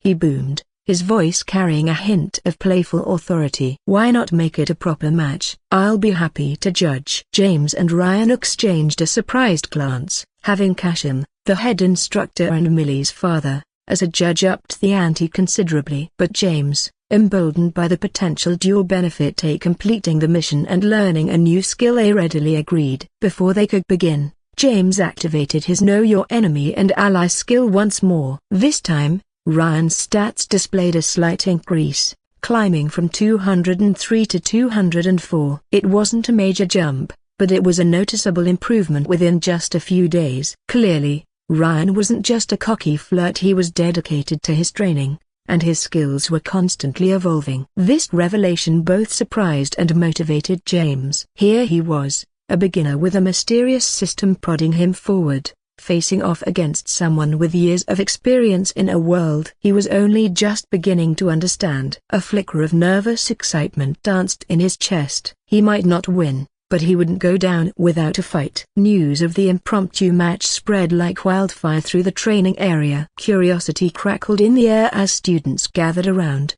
eager to witness a clash between the seasoned Ryan and the newcomer, James. Whispers filled the space, speculating on James' chances. "Who's that guy? He looks way too skinny to go against Ryan." "Yeah, Ryan's a beast. He's been training here for years. Maybe he's some kind of hidden prodigy." Millie, standing beside James with a hint of nervousness in her eyes, nudged him playfully. "Don't worry," she whispered, "Ryan might be strong, but he holds back a lot, especially against newbies. Just focus on learning and don't get hurt." James appreciated her concern, but a different kind of tension coiled in his gut. As he stole a glance at Kasham Chowdhury, the head instructor who had volunteered as their judge, a shiver ran down his spine. Just like his father's stats before the fight, Casham's remained frustratingly blank when James activated Know Your Enemy and Ally. The implication was clear: Casham possessed a level of power beyond the system's ability to quantify. The thought of sparring under the watchful eye of such an unreadable entity sent a jolt of nervous excitement through him. Pushing those thoughts aside, James focused on the task at hand. Ryan, clad in his pristine white judo gi, seemed unfazed by the growing audience. He stretched casually, a confident smile playing on his lips. This was familiar territory for him, a friendly sparring session amongst peers. For James, however, it felt like a step into the unknown. Remembering his experience with Sauerhoff, James decided to take a gamble. He activated Crisis Mode, aka Auto Battle Mode, a surge of adrenaline coursing through his veins. He hoped Ryan, being a more formidable opponent, could withstand the temporary strength boost. It also boosts his strength where he can use 100% potential of his current strength, without getting seriously injured. A flicker of apprehension crossed Ryan's face as he noticed the subtle change in James' demeanor, a new intensity in his gaze. The playful banter was over. This was serious. "Ready?" Casham boomed, his voice cutting through the chatter. James and Ryan nodded, their stances a study in contrasts. James, fueled by the system's enhancement, stood tall, his body coiled with newfound power. Ryan, grounded in years of training, remained calm and focused. The whistle blew, marking the start of the match. The crowd fell silent, their eyes glued to the two figures on the mat. What ensued was a dynamic display of skill and strategy. The whistle shrieked, shattering the tense silence. James, fueled by Crisis Mode, erupted into action. Auto combat whirred to life, analyzing Ryan's stance and predicting his movements. It channeled James' amplified strength into a flurry of karate strikes. A roundhouse kick whipped towards Ryan's head, but Auto combat's prediction faltered. Years of muscle memory kicked in for Ryan, allowing him to duck just in time. The force of the missed kick sent James spinning slightly, momentarily off balance. However, before James could dwell on his situation, a window suddenly popped up, announcing, "Congratulations. Mission 13 was a success. WIS +1." James thought to himself that the condition was to challenge for a duel, not necessarily to win it. That's why the success window popped up. On the other hand, Ryan, capitalizing on the opening, lunged forward. This was his element: a close quarters, grappling, throws. He attempted a powerful Haraigoshi, a sweeping hip throw, but Auto Combat, lightning fast, adjusted. It stiffened James' core and shifted his weight, allowing him to absorb the impact and remain rooted to the mat. The crowd gasped, surprised to see the newcomer defy Ryan's initial dominance. Casham told Millie, "Oh, that lad's reaction speed is impressive. I didn't think he could move like that." Millie didn't reply to her father. It was only the second time she had ever seen James fight, so she didn't know the full extent of his capabilities. However, she knew for certain that James was strong. The dance continued. James, a whirlwind of raw, system-enhanced power, launched a barrage of punches and kicks. Auto combat, despite its limitations against judo's grappling techniques, guided his strikes with surprising efficiency. Ryan, on the other hand, fought a more measured fight. He weaved through James' blows, searching for an opportunity to exploit an opening. His experience shone through in his calculated movements, his calm demeanor a stark contrast to James' frenetic energy. Despite his system advantage, James was at a clear disadvantage. Judo was built on leverage and technique, something James, with his karate background, sorely lacked. Ryan, recognizing this, started employing throws that relied less on brute strength and more on exploiting James' lack of grounding. A well-timed dashi barai, a foot sweep, sent James sprawling to the mat. He landed hard, the breath momentarily knocked out of him. Ryan told James, "Not gonna lie, you are good. I more or less underestimated you before you fought Sauerhoff. You're a hidden tiger of our school, aren't you?" However, James remained silent. He couldn't speak if this crazy mode was on. A collective groan rippled through the crowd. James, however, was fueled by a stubborn determination. Adrenaline surged through him, erasing the pain, point of view of onlookers. He scrambled back to his feet, a fierce glint in his eyes. Auto combat, constantly learning and adapting, started incorporating throws and takedowns it had observed Ryan execute. James mimicked the movements with surprising accuracy, though they lacked the finesse of Ryan's years of training. The tide began to shift, albeit slightly. James, fueled by the system and sheer willpower, started countering Ryan's throws with throws of his own. Auto combat, a relentless student, identified patterns in Ryan's movements, allowing James to anticipate and block his attacks. The initial awe from the crowd morphed into excited whispers. The underdog, the skinny newcomer, was holding his own against the judo prodigy. Sweat dripped down both their faces, slicking their judo-gi. They grappled, they threw, they countered each other in a frenetic display of athleticism. James, despite his unorthodox style, displayed surprising agility and strength. Ryan, frustrated by his opponent's unexpected resilience, started resorting to more aggressive throws. Just then, a particularly forceful throw from Ryan sent James flying. He landed hard on his back, the air knocked out of his lungs. Stars danced in his vision, and a wave of pain washed over him. Auto combat, however, remained eerily calm, analyzing the situation even as James gasped for breath. A gasp tore through the crowd as James hit the ground with a brutal thud, the impact reverberating across the training area. Everyone, including Ryan, held their breath, waiting for the referee's call, certain the match was over. But then, a flicker of movement. James, against all logic and the fragile limits of the human body, began to rise. It was as if the system itself refused to let this be a mere filler episode, determined to turn it into a canon-worthy battle. His pain receptors seemed muted, dialed down just enough for him to keep going. He still felt the throbbing in his back, the sting in his shoulder, but his body moved on its own, driven by the ruthless precision of auto combat.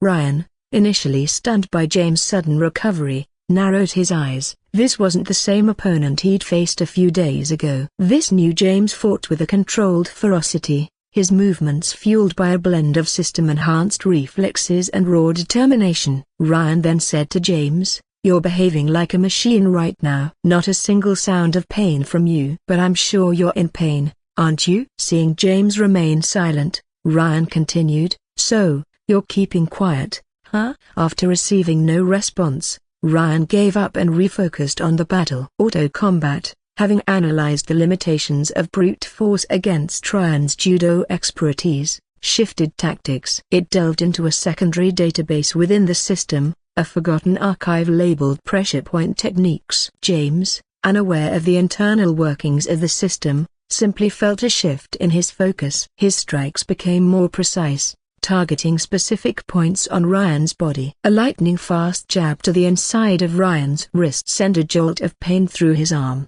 momentarily weakening his grip. Another well-placed strike to his knee sent a wave of numbness, forcing him to stumble back slightly. Ryan, a seasoned judo fighter, had never encountered such an unorthodox style. He was used to grappling, throws, and takedowns. James' strikes, though lacking in traditional martial arts grace, were surprisingly effective. The numbness in his wrist hampered his throws, and the slight instability in his knee made him wary of lunges and sweeps. Frustration began to cloud his judgment. Sensing an opportunity, James launched a move auto combat have identified as a kangaroo uppercut. It was a powerful strike delivered from a low crouch, designed to catch an opponent off guard. Ryan, focused on defending against James' newfound jabbing technique, underestimated the speed and force of the attack. He raised his arm in a desperate block, but the blow connected with a sickening thud. The impact sent a jolt of pain through Ryan's arm, forcing him to take several staggering steps back. What was that sudden strength?" Ryan exclaimed, looking at his reddened arm that had taken a direct hit from James' uppercut. Kashim Chowdhury observed the situation with a keen eye and thought to himself that the true power of James' uppercut didn't come from his arm but rather from the strong foundation of his lower body. It was the momentum and speed generated from his legs and core that enabled James to deliver such a devastating and precise blow. Kashim considered that this kind of attack was both highly impressive and incredibly dangerous. showcasing James' growing prowess and potential in combat. The blend of technique and raw power was something Kashim had rarely seen in someone of James' age, making him ponder the young man's potential future in martial arts. The crowd erupted in a roar. The underdog, the newcomer who fought with a strange mix of raw power and unorthodox techniques, had landed a clean blow on the judo prodigy. The tide had truly turned. "What is that fighting style?" one student marveled. "It's like a wildcat, all claws and teeth." "Never seen anything like it," another chimed in. "But hey, it's working." Millie, her eyes wide with a mixture of excitement and concern, shouted, "Come on, James." "Don't let up." Even Kashim Chowdhury, the stoic head instructor, couldn't help but crack a smile. This unexpected turn of events had certainly injected a jolt of energy into the training session. Fueled by the success of his unorthodox strategy, James pressed his advantage. Auto combat, operating at peak efficiency, directed him in a relentless barrage of finger jabs. These weren't wild, flailing strikes. They were precise and targeted, exploiting the pressure points Ryan's judo training hadn't prepared him for. James, his body a vessel for the system's calculations, moved with a fluidity and speed that belied his lack of experience. Ryan, on the other hand, found himself increasingly frustrated. His usual tactics, throws, sweeps, and grapples were rendered ineffective by the constant barrage of jabs. The numbness in his wrist hampered his defense, and the nagging instability in his knee made lunges and takedowns risky propositions. He found himself constantly on the back foot, struggling to close the distance with James, who darted around him like a bee buzzing around a sluggish fly. The difference between human and system-enhanced performance became glaringly apparent. A typical human fighter, even a skilled one like Ryan, utilized only a fraction of their full potential. Studies suggested humans typically tapped into around 50% of their physical capabilities and a mere 30% of their skill set in any given situation. James, however, was a different story. Auto combat, a ruthless efficiency machine, pushed him to his absolute limit, utilizing 100% of his available strength, speed, and every last drop of stamina. It not only extracted every ounce of his physical potential, but also executed the skills within its database with flawless precision. This, in essence, narrowed the gap between the experienced Ryan and the relatively novice James. Sensing an opportunity to end the match decisively, auto combat prompted James to unleash another kangaroo uppercut. With a powerful lunge from a low crouch, James launched the strike. Ryan, weary and frustrated, attempted to raise his arm in a block, but it was too slow. The uppercut connected squarely with his jaw, sending a jolt of pain ripping through his head. The impact propelled him backward, his legs buckling beneath him. He landed on the mat with a heavy thud, the wind knocked out of his lungs. It was just as Kashim thought. Despite being weaker overall than Ryan, James had a remarkably strong lower body. The main reason for this was his consistent jogging over the past few days and his regular cycling. These activities had significantly developed his leg strength. Silence descended upon the training area. The crowd, which moments ago had been a cacophony of cheers and gasps, held its breath collectively. Had the underdog actually pulled off the impossible? Had James, the newcomer wielding a strange blend of raw power and unorthodox techniques, defeated the judo prodigy? A beat of stunned silence stretched through the room, broken only by James' ragged breaths. Then, a collective gasp ripped through the crowd as Ryan stirred. He pushed himself up with a groan, his face flushed but his eyes burning with renewed determination. Damn it! What kind of beast is he? Ryan thought, astonished. He never imagined he would be pushed this hard by James, who seemed so unassuming and not particularly strong in his eyes. Despite having researched him beforehand, he had found absolutely nothing of significance in James' data. But he smiled. This damn bastard is making me excited. I never thought I would get this much fun out of this, he thought with a thrill. The surprise attack had caught him off guard. But Ryan wasn't out yet. He'd faced tougher opponents in national qualifiers, and this newcomer, despite his unorthodox style, wouldn't break him. Shaking off the lingering effects of the uppercut, Ryan adopted a new strategy. Gone were the playful taunts and the initial underestimation. He treated James with the respect one would accord a top-notch national judo fighter. He circled cautiously, his eyes locked on James, searching for an opening. Suddenly, Ryan lunged. It wasn't the traditional judo throw James had grown accustomed to. This was a low, fast tackle, more akin to a move a track athlete might use to bring down a competitor. The goal was simple: get James to the ground and pin him there. The crowd held its breath, anticipating the inevitable takedown. But James, guided by the ever-calculating auto-combat, was ready. In a move that defied his limited training, he twisted his body with surprising agility, slipping under Ryan's tackle. As Ryan shot past him, momentum carrying him forward, James saw his chance. Auto-combat, having analyzed Ryan's shift in strategy, had identified a countermeasure, a variation of the kangaroo uppercut specifically designed to exploit takedown attempts. With a surge of adrenaline and a flexibility James never knew he possessed, James launched himself upwards, delivering a powerful uppercut that arced through the air. This time, the strike connected with the side of Ryan's neck, just below his jaw. A sickening crack echoed through the training area, and Ryan's eyes widened in shock. His body went limp, and he crumpled to the mat like a felled tree. Panic flickered across James' face. He hadn't intended to seriously injure Ryan. Auto-combat, however, operated on a cold logic of winning the match at all costs. James, chest heaving, stared down at the fallen Ryan, a sense of disbelief washing over him. Had he actually won? But his moment of triumph was short-lived. A searing pain flared through his muscles,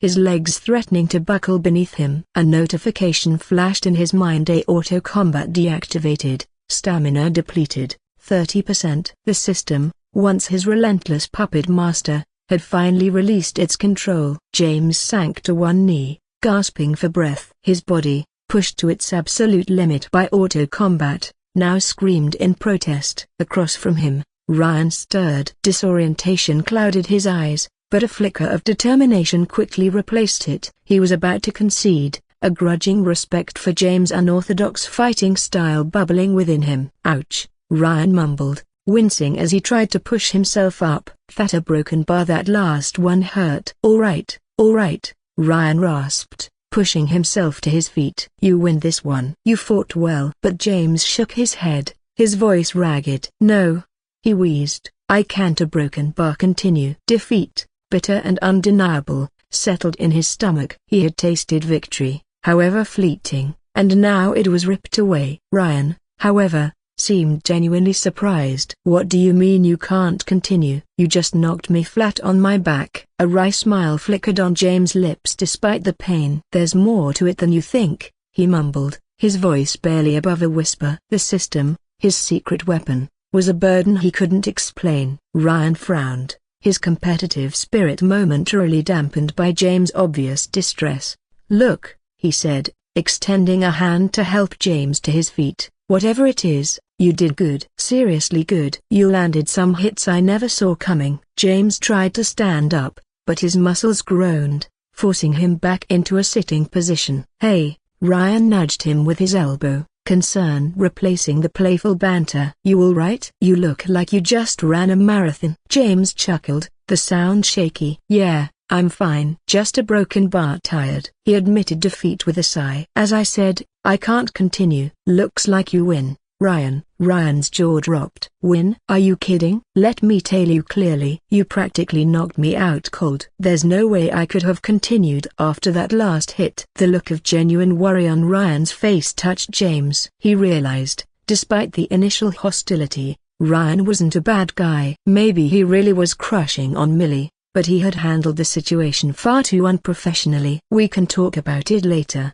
James said, forcing a smile. "Right now, I need a break." With that, he leaned against the wall, his body screaming for rest. Curled up in his bed, James drifted off to sleep, exhaustion finally claiming him. Dinner had been a blur, the food barely registering on his taste buds. Every muscle in his body ached, a testament to the grueling fight he'd just finished. The culprit? Not just the physical exertion, but the hidden cost of crazy mode. as he now realized the system's enhanced performance mode could be called. It had pushed him to his absolute limit, granting him superhuman strength and reflexes at the expense of his stamina. Despite the bone-deep weariness, a flicker of satisfaction warmed his chest. He'd won. Against all odds, he'd defeated a seasoned judo athlete, albeit with the help of the system. Yet, there was a fundamental difference between this victory and the one against Sauerhoff. This time, he'd used more than just brute force. Auto-combat, with its ever-calculating mind, had guided him, exploiting Ryan's weaknesses and adapting to his strategies. It was a strategic win, a glimpse into the true potential of the system. Stronger, James murmured into the darkness, the word echoing in the quiet room. He longed to be stronger, not just for himself, but to live up to the legacy of his father, a figure shrouded in mystery yet radiating an aura of power. Tonight, however, dreams of cryptic messages and hidden abilities would have to wait. Sleep, the most powerful and necessary tool in any warrior's arsenal, claimed him completely. The next morning, James woke to the gentle caress of sunlight filtering through the window. Though his body still ached, a newfound sense of purpose coursed through him. The system, once an enigma, was slowly revealing its secrets. He understood its limitations at the dependence on stamina, the lack of emotional control in auto-combat mode, but he also glimpsed its immense potential. With training, with a deeper understanding of his own body and the system's workings, he could become more than just a fighter. He could become a force to be reckoned with. Rising from his bed, James stretched, the familiar twinges in his muscles a welcome reminder of yesterday's victory. He, a complete novice, had triumphed against a seasoned judo fighter, and it was all thanks to the system. However, since the system was ultimately his own power, he didn't feel any guilt about using it. The power it offered, the ability to push his body beyond its perceived limits, filled him with a thrilling sense of potential. He envisioned himself,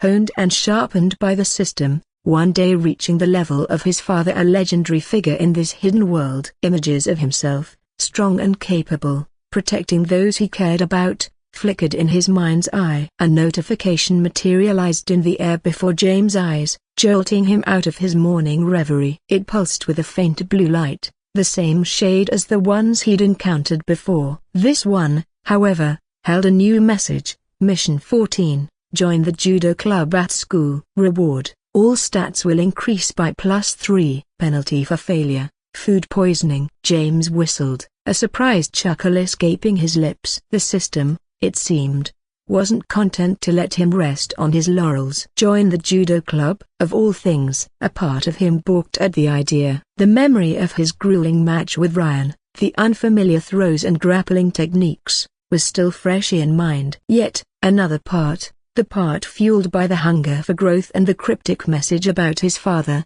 saw the opportunity. A +3 increase to all his stats was a significant boost, and food poisoning, while unpleasant, wasn't exactly life-threatening. I've already rejected Ryan before, James muttered to himself. So, it would be awkward to go there and join the club now. He considered his options. He could decline the mission, but the potential reward was too tempting to ignore. He could fake joining the club, but the system seemed to have ways of detecting insincerity. The most logical course of action, then, was to embrace the challenge, to delve deeper into the world of martial arts, even if it meant facing his newfound fear of throws and grappling.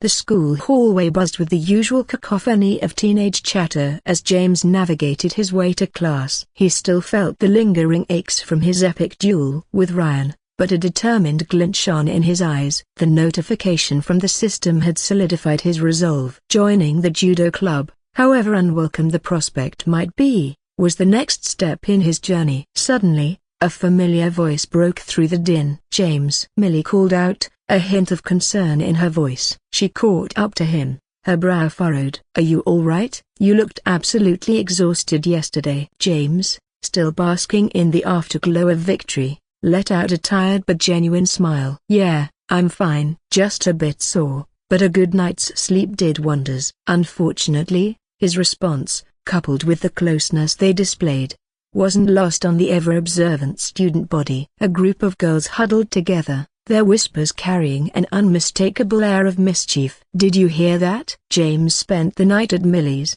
One girl squealed, her eyes wide with excitement. "No way." Another gasped, pressing a hand to her mouth. "Are they, like, a thing now?" A third girl, the resident gossip, chimed in, her voice dripping with mock seriousness. "Well, it wouldn't be surprising, would it? They've been spending a lot of time together lately. Remember that whole cafeteria incident? And now this training thing?" Millie, catching snippets of their conversation, felt a blush creep up her neck. She elbowed James playfully. "Hey, we were just talking about yesterday's match, you guys." "Nothing more, nothing less." James chuckled, relief washing over him. The idea of him and Millie being a couple was unexpected. "Yeah," he agreed casually. "Just sparring." One boy nudged another, a sly grin spreading across his face. "Looks like Ryan has some serious competition now." Millie, oblivious to the brewing gossip, completely misinterpreted the surprised glances. Her cheeks flushed slightly, and she spoke a little louder than necessary. "Congratulations on winning against Ryan yesterday, James." "Everyone's talking about it." Millie's attempt to deflect the rumors only fueled the fire. Now, the whispers took on a whole new dimension. "See, they're totally an item." "Fighting over Millie?" "Those guys are crazy." James, mortified by the sudden turn of events, stammered a reply. No, it wasn't like that at all. "We just a broken bar. You a broken bar had a friendly match, that's all." His flustered explanation only added to the amusement of the student body. The rumor mill churned at an alarming rate, transforming a simple judo match into a dramatic love triangle. Millie, realizing the unintended consequence of her words, buried her face in her hands, her cheeks burning a fiery red. James, meanwhile, felt like he wanted to vanish into thin air. He'd come to school to focus on his study, not become the center of a juicy schoolyard scandal. With a defeated sigh, he cast a pleading look at Millie. This might just be the most challenging mission yet. A surviving high school gossip. The school bell blared its dismissal tune, a welcome sound to James' ears. He practically sprinted out of class, eager to escape the lingering whispers and curious glances. The judo club awaited, its doors promising a chance to focus on his training,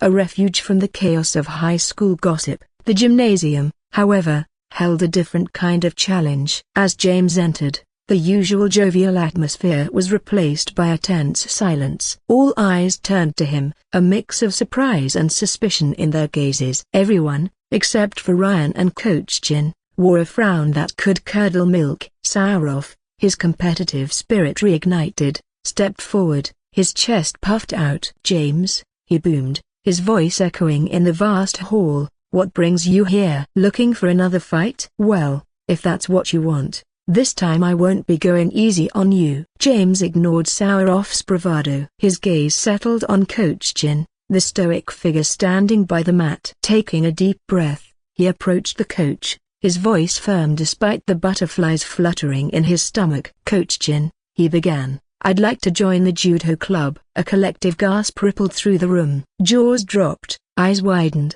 and whispers erupted, a cacophony of disbelief and speculation. Ryan, however, seemed genuinely surprised. A flicker of amusement crossed his features, followed by a slow, knowing smile. "Join the judo club?"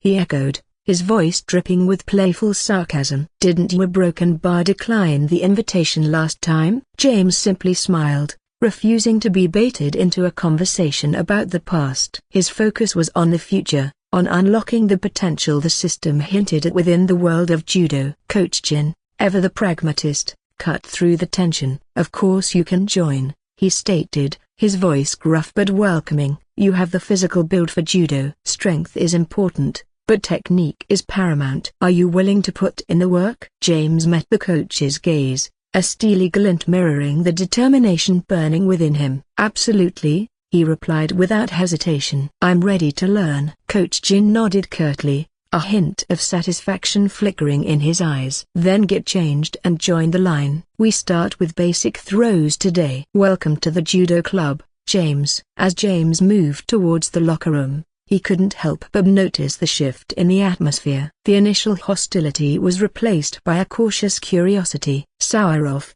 though still competitive, seemed intrigued by this unexpected turn of events. Even the other club members, their initial shock fading, began to murmur amongst themselves. Mission complete. Congratulations. All of your stats increase by +3. After James came back from locker room, he met Coach Jin's grin. All right, James, Coach Jin said, we'll start with the basics and build from there. Training sessions are every day after school. James nodded, feeling a mix of excitement and nervousness. He knew this was the next step in his journey to become stronger and to fulfill his mission. Sourov, still standing nearby, couldn't resist another jab. Don't think just because you beat me once, you'll have it easy here. Ignoring Sourov's comment, James focused on Coach Jin's instructions. Let's see what you can do, Coach Jin said, directing James to the mat for some basic drills. James's first few sessions were challenging. He was pushed to his limits, both physically and mentally. The other members watched him closely, some still doubting his commitment, while others began to respect his determination. Ryan, who had initially been skeptical, started to see potential in James. You know, you have a natural talent for this, Ryan said after a particularly grueling practice. Keep at it, and you might actually become one of the best. Coach Jin's words hung in the air as James processed the new reality. He was in the judo club, surrounded by surprised faces, yet a familiar blue glow flickered in his vision. A new mission notification had arrived. Mission 1518, Chain Mission 1. Learn how to throw. Chain reward, hidden. Penalty for failure. Lemon's 30 men will beat you into a pulp. James' eyes widened. This was unlike any mission he'd encountered before. Not only was it a chain mission, hinting at a series of challenges, but the penalty was brutally clear: a beating by Lemon's men. He swallowed hard, the weight of the situation settling on his shoulders. Looking around the room, his gaze met Ryan's. The playful smirk had vanished, replaced by a thoughtful expression. An idea sparked in James' mind. Despite their recent clash, Ryan was undeniably skilled. Perhaps, James thought, this unexpected turn of events could be turned to his advantage. With a determined glint in his eyes, James approached Ryan. The other students watched with bated breath, the tension thick enough to cut with a knife. Hey, Ryan, James said, his voice surprisingly steady. I know things got a little rough yesterday, but a broken bar. He hesitated for a moment, then continued, I was wondering if you'd be willing to teach me how to throw?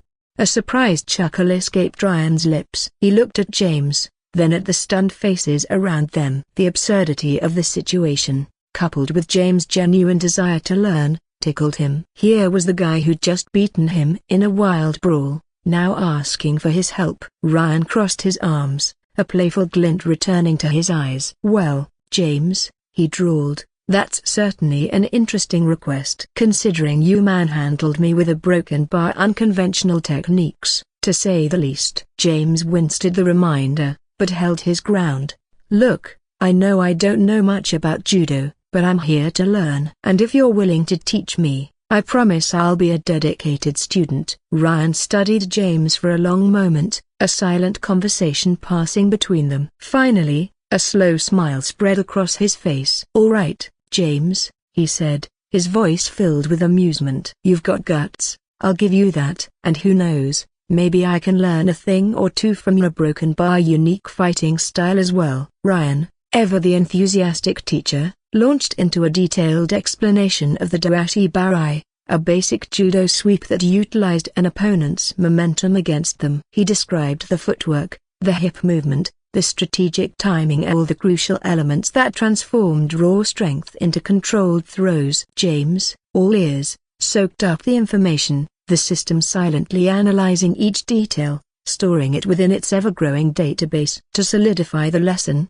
Ryan offered a demonstration. With a playful grin, he beckoned James closer. All right, newbie, he said, a hint of amusement in his voice, let's see if you can stay on your feet. James braced himself, his muscles tense with anticipation. Ryan initiated the throw. It was swift, almost effortless. His foot swept out, expertly connecting with the inside of James' ankle. In a blur of motion, James felt his footing falter, his momentum redirected. He landed with a surprised thump on the mat, the air momentarily knocked out of his lungs. "See?" Ryan chuckled, extending a hand to help James up. "It's all about timing and technique. Strength is important, sure, but leverage is key." James dusted himself off, a sheepish grin on his face. The throw had been smooth, almost graceful, a far cry from his own brutish takedowns. He understood the power of proper technique, the way it could turn a seemingly simple movement into a devastating technique. He yearned to replicate it,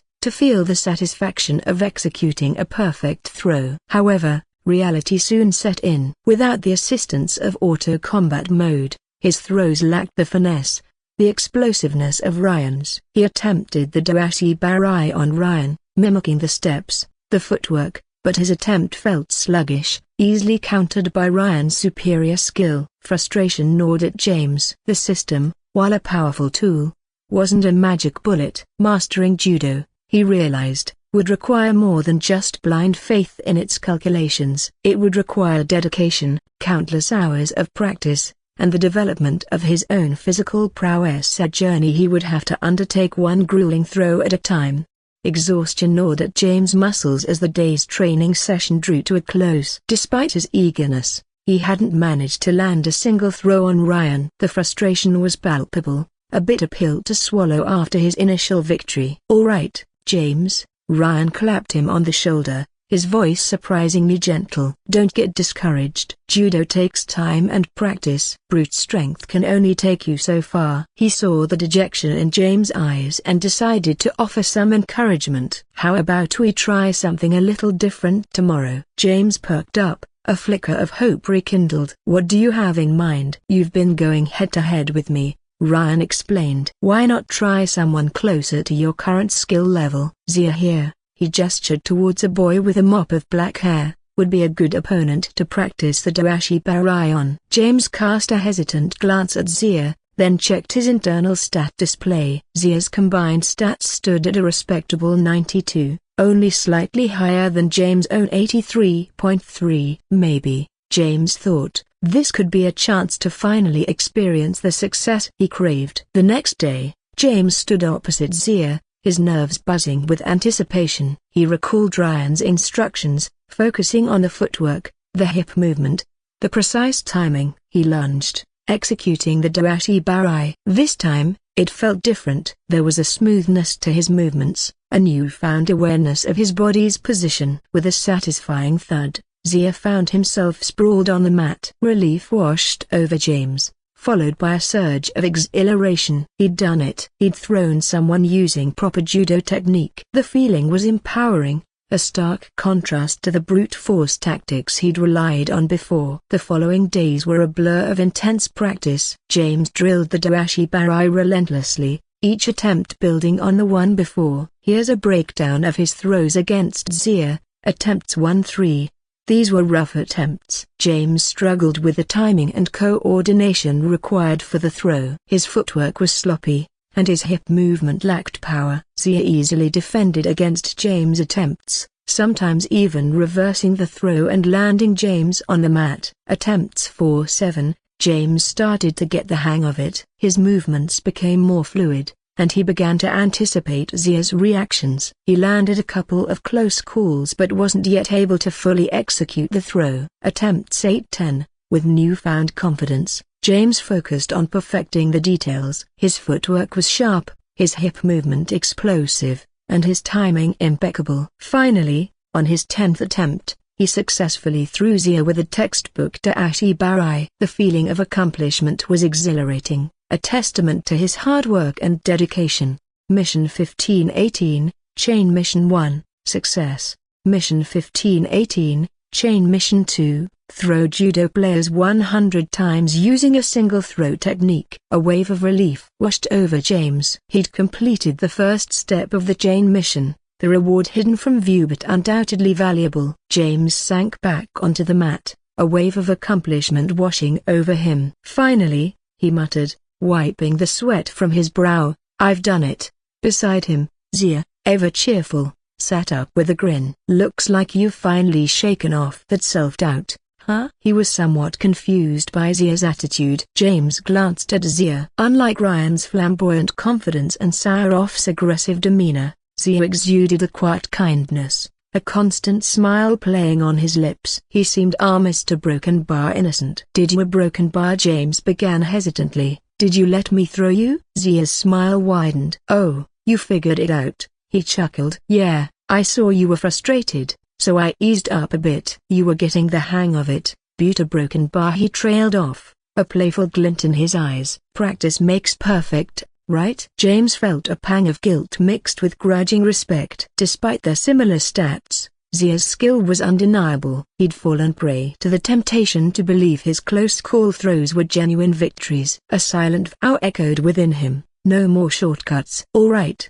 let's get real from now on, Zia declared, a playful jab in his voice as he stood up. His smile, however, held a newfound seriousness. The real practice that followed was a humbling experience. James managed to throw Zia twice that day, each successful throw a hard-earned victory. However, the tables were quickly turned. Zia, a seasoned judo player unlike the compliant partner James had imagined, threw James down countless times. Each fall felt like a lesson, highlighting the flaws in his technique, the areas where he needed improvement. By the end of the session, James was battered but not broken. His initial excitement at completing the first chain mission had been tempered by the harsh reality of his own inexperience. Yet, a newfound determination burned within him. He wouldn't just throw Zia 100 times with the Dashi Barai. He'd master it, honing his skill until his throws were unstoppable. The afternoon sun dipped below the horizon,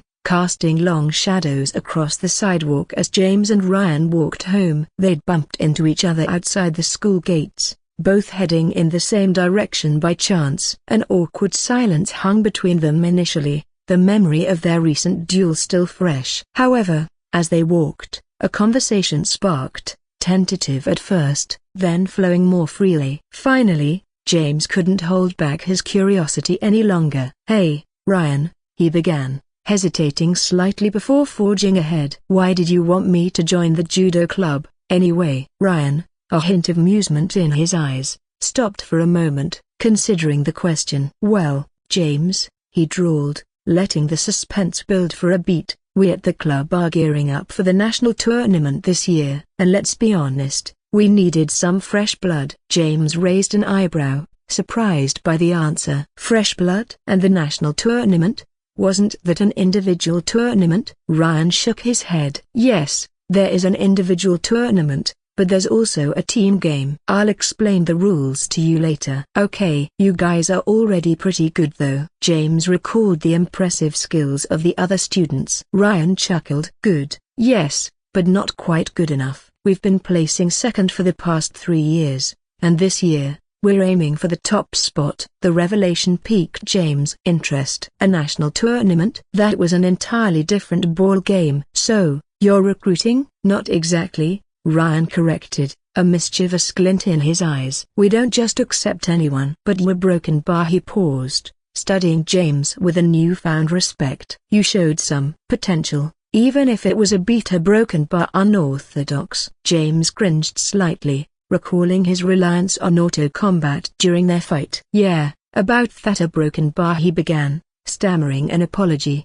but Ryan cut him off with a laugh. Hey, it got the job done, didn't it? Ryan said with a shrug. Besides, I'm more interested in your raw talent. You have the build for judo, and with some proper training, you could be a real asset to the team. James felt a warmth spread through his chest. Being recognized for his potential, not just the system's influence, was strangely validating. Another question, however, bubbled up. Why me, though?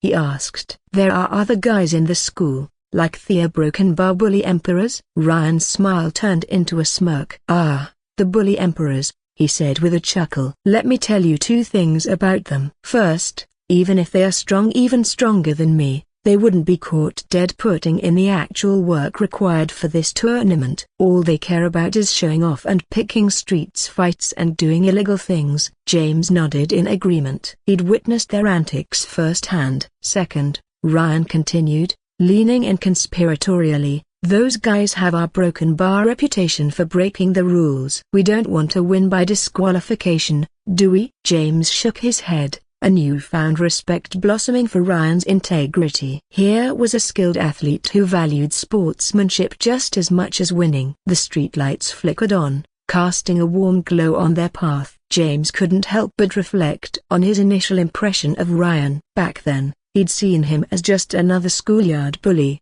a perception fueled by their first encounter. Yet, walking beside him now, James saw a different side. Ryan wasn't just competitive, he harbored a genuine passion for judo, a burning ambition to lead his team to victory. And there was a hint of something else, a spark of light in his eyes when he spoke about the tournament, a mix of excitement and determination that resonated with James. Suddenly, a wave of self-awareness washed over James. He compared himself to Ryan, seeing a stark contrast. Guys like Ryan, with their ambition, their dreams, and maybe even their romantic entanglements. In that moment, James felt like a plain, almost boring, character in his own life story. Before the system, his existence had been a monotonous routine of school, home, sleep, repeat. Now, however, it was peppered with unexpected challenges, hidden agendas, and a growing sense of purpose. The system, for all its mysteries, had injected a splash of color into his previously colorless life. With a sigh, James stopped at a familiar intersection. "Hey, Ryan," he said, a touch of regret in his voice. "This is where I turn off. Gym time." Ryan, who'd noticed James' contemplative mood, simply nodded. He'd witnessed James' frequent gym visits and understood the dedication that fueled his progress. "All right," he said, a hint of understanding in his voice. "See you tomorrow at practice. Don't forget, you're aiming for a perfect doashi barai throws by next week." James gave a determined nod. "Don't worry, I won't." "Thanks for a broken bar everything, Ryan." Ryan's lips curved into a genuine smile. "No problem, James." "See you then." James shook his hand as farewell. Ryan nodded, knowing from his past investigation that James frequented the gym, so he wasn't surprised by this. The familiar bustle of the vegetable market greeted James as he weaved through the stalls. Today, his usual gym routine would be delayed by a grocery errand his mother had entrusted him with buying some fresh produce. He expertly navigated the crowded aisles, a practiced shopper despite his young age. Suddenly, a commotion erupted a few stalls down. James' keen eyes spotted a group of boys, their swagger bordering on arrogance, accosting a vegetable vendor. They were collecting money, their voices loud and demanding. They spoke about a big star concert and the cost of bringing them in. The scene made James' blood simmer. He recognized the glint of intimidation in the vendor's eyes, a fear disguised as reluctant compliance when handing over a few bills. Just as he was about to intervene, a different kind of courage stepped forward. An elderly woman, her face etched with wrinkles but her eyes sparkling with defiance, marched right into the center of the commotion. She stood tall before the boys, her voice raspy but firm. "What's the meaning of this?"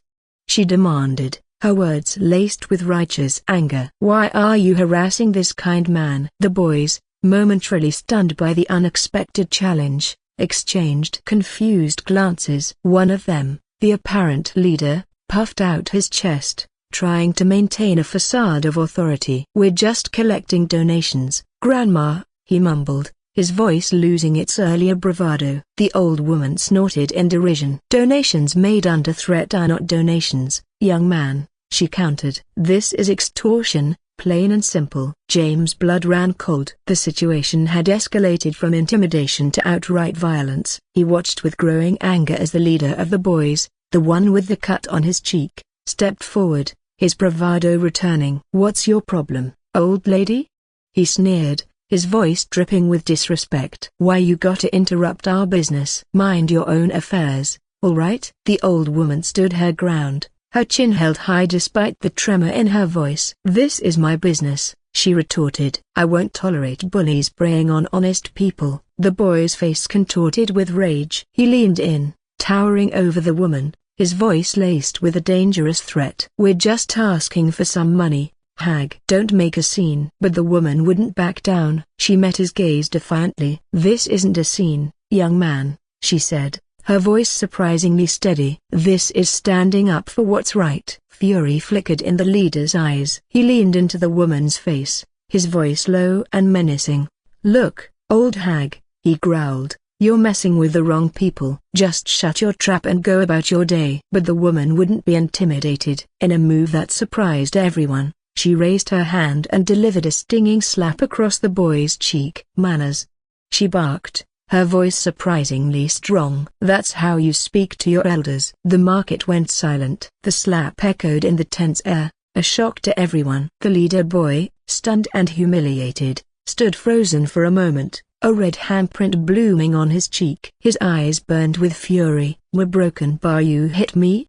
he stammered, his voice barely a whisper. Rage boiled within him, threatening to erupt. "You wanna die, old hag?"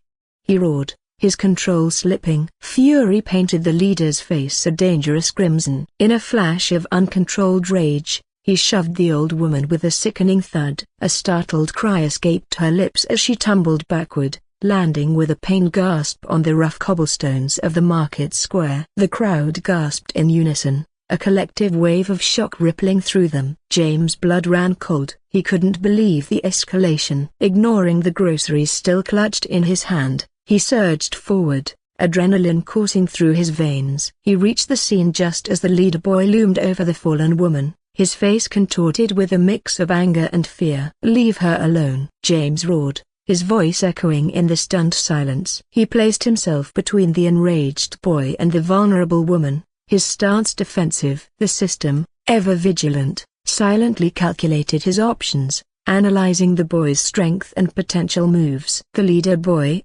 momentarily taken aback by James' sudden intervention, sneered at him. "Who are you supposed to be, her bodyguard?" he spat, his eyes flashing with defiance. "Someone who doesn't tolerate bullies," James retorted, his voice surprisingly steady despite the churning in his stomach. He knew he wasn't physically stronger than the group of boys, but he wouldn't back down. The memory of his past self, the one who had always avoided conflict, flickered in his mind, but it was quickly overshadowed by a newfound sense of resolve. He wouldn't let these thugs intimidate him or anyone else. The situation hung in the balance. The leader boy, fueled by anger and humiliation, glared at James, his hand instinctively reaching for something hidden in his pocket. The other boys, emboldened by their leader's defiance, shifted closer, their faces mirroring his aggression. James, his gaze locked on the leader, braced himself for the possible confrontation. He knew he might not win a straight-up brawl,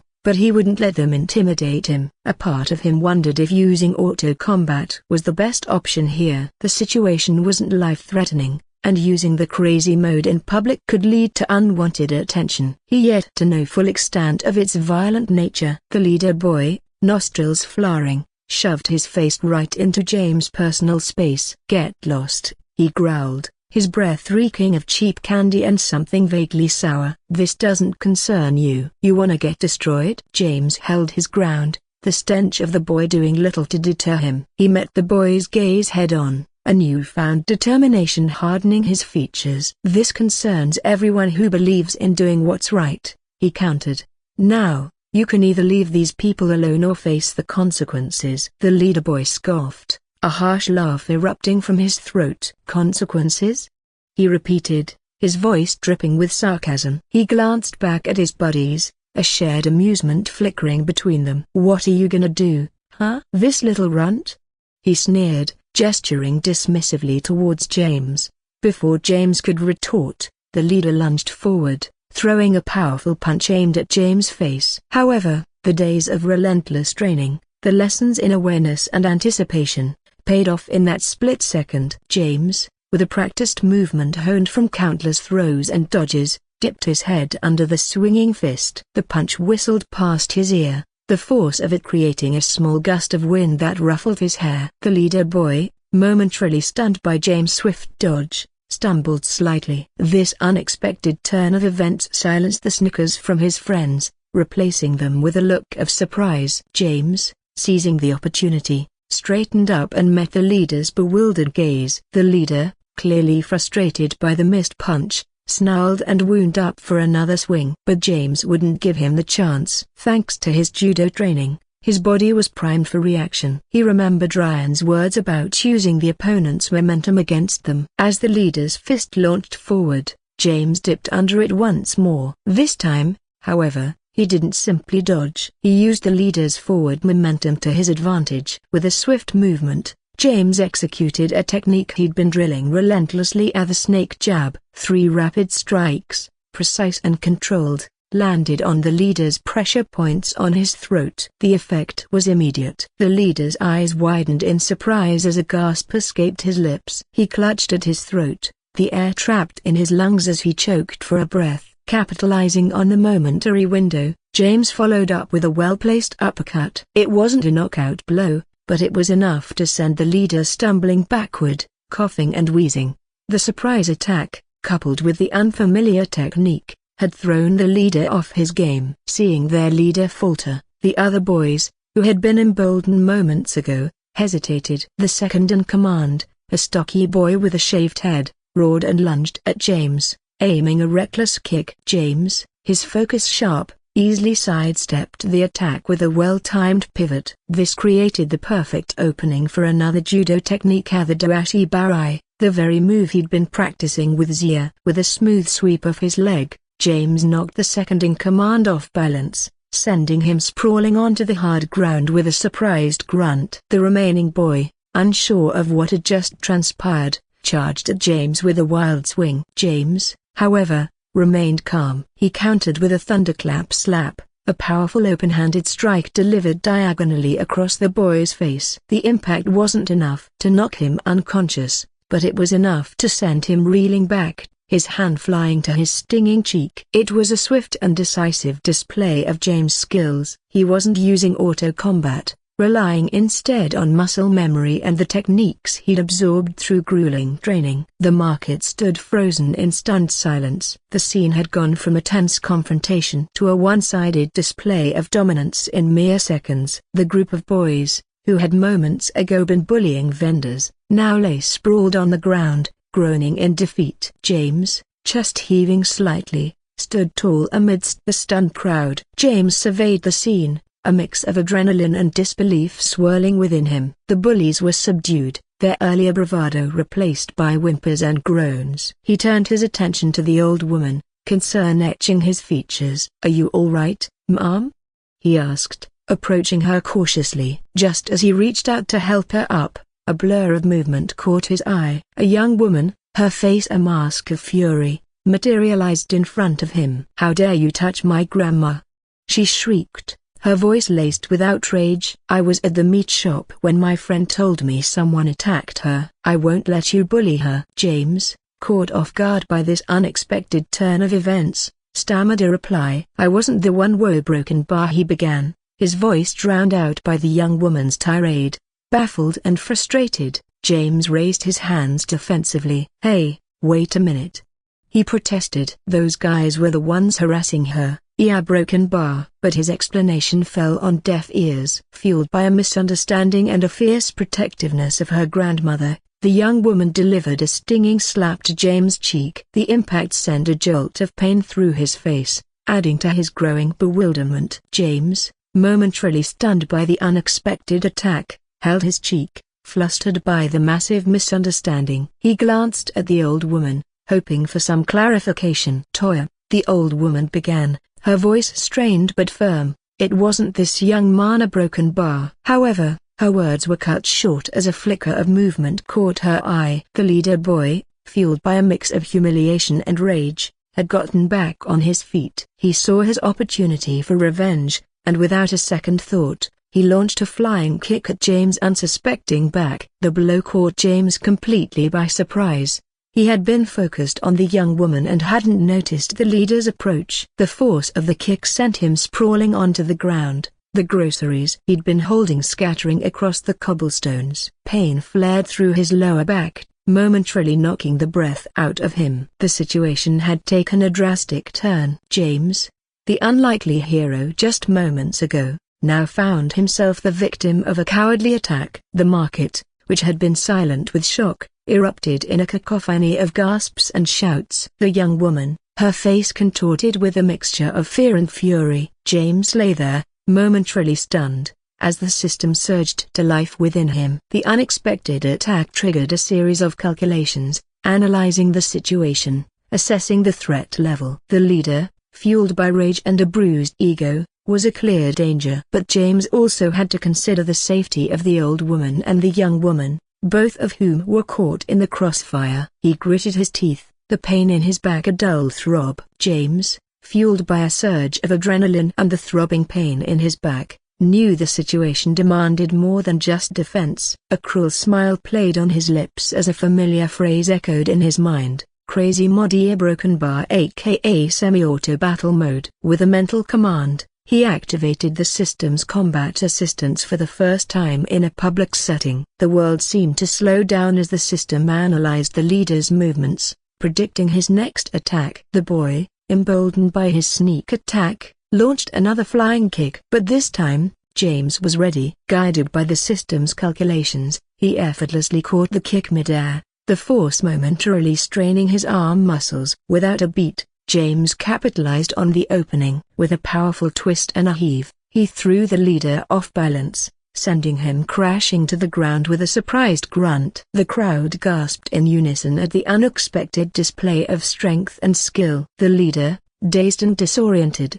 scrambled to his feet. But before he could react, James was upon him. He used the techniques he'd learned at the knee-on chest restraint, the precise finger jabs to pressure points, and the thunderclap strikes with a ferocity he didn't recognize in himself. Each move, calculated and precise, chipped away at the leader's resistance. It wasn't a brutal display, but a controlled one, designed to subdue rather than inflict unnecessary harm. The leader, overwhelmed by the rapid succession of attacks, struggled in vain. His initial rage gave way to confusion, then finally, to unconsciousness. With a sigh of exertion, James deactivated the semi-auto battle mode. He discovered, amidst the chaos, a small, hidden button within the system's interface, an off switch for the combat assistance. Relief washed over him, tinged with a hint of apprehension. Using the system in public carried risks, and he knew he'd have to be more careful in the future. He glanced around, taking in the stunned faces of the market crowd. The young woman, her initial anger replaced by wide-eyed surprise, looked at him with a mixture of fear. The old woman, winded but unharmed, offered him a shaky smile. "Thank you, young man," she rasped, her voice filled with gratitude. "You are very brave." James, still catching his breath, simply nodded, unable to form a coherent response. He'd come to the market for groceries, but instead, he'd found himself in the middle of a fight, a hero to some, a potential villain to others. The incident had shaken him, but it had also ignited a fire within him. He wouldn't tolerate bullies, and with the system as his guide, he was no longer powerless to stop them. The young woman, still flushed with anger, cast a critical eye at James. "Don't let him fool you, Grandma," she said, her voice laced with distrust. "Those who fight are thugs too." "There's nothing to thank him for." Her words,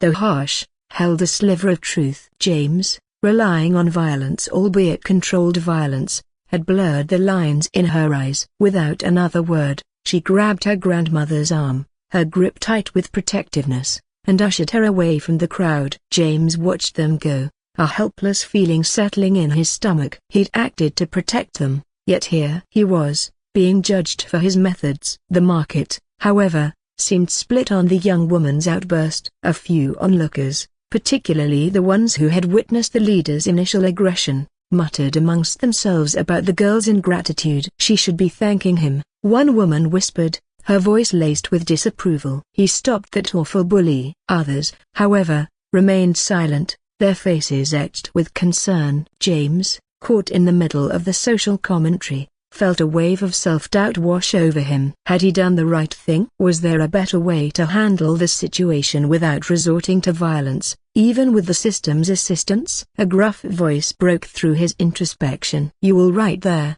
son?" An elderly man, weathered and kind-eyed, stood beside him, his gaze gentle. James, startled, looked up. Yeah, broken bar, I think so," he stammered, unsure how to articulate the jumble of emotions swirling within him. The old man chuckled softly. "Don't be so hard on yourself, son. You did what you thought was right. Sometimes, A little force is needed to stop bullies. The compliment from the kind-eyed man offered a much-needed salve to James' conscience. With a grateful nod, James responded, "Thanks, mister. I appreciate that." He picked up the scattered vegetables, wincing slightly as the pain in his back throbbed. A glance around the market confirmed that most of the vendors had packed up and were leaving. The commotion had disrupted the usual flow of business. James decided it was best to head home. He hefted the bag of groceries onto his shoulder, the weight of familiar comfort. Despite the unexpected turn of events, he had accomplished his initial task, buying vegetables for his mother. As he walked away from the market, the system chimed in with an unexpected notification. "Congratulations. You have learned a new skill, Bear Grip." By beating the thugs and showing courage, a small information window displayed details about the skill.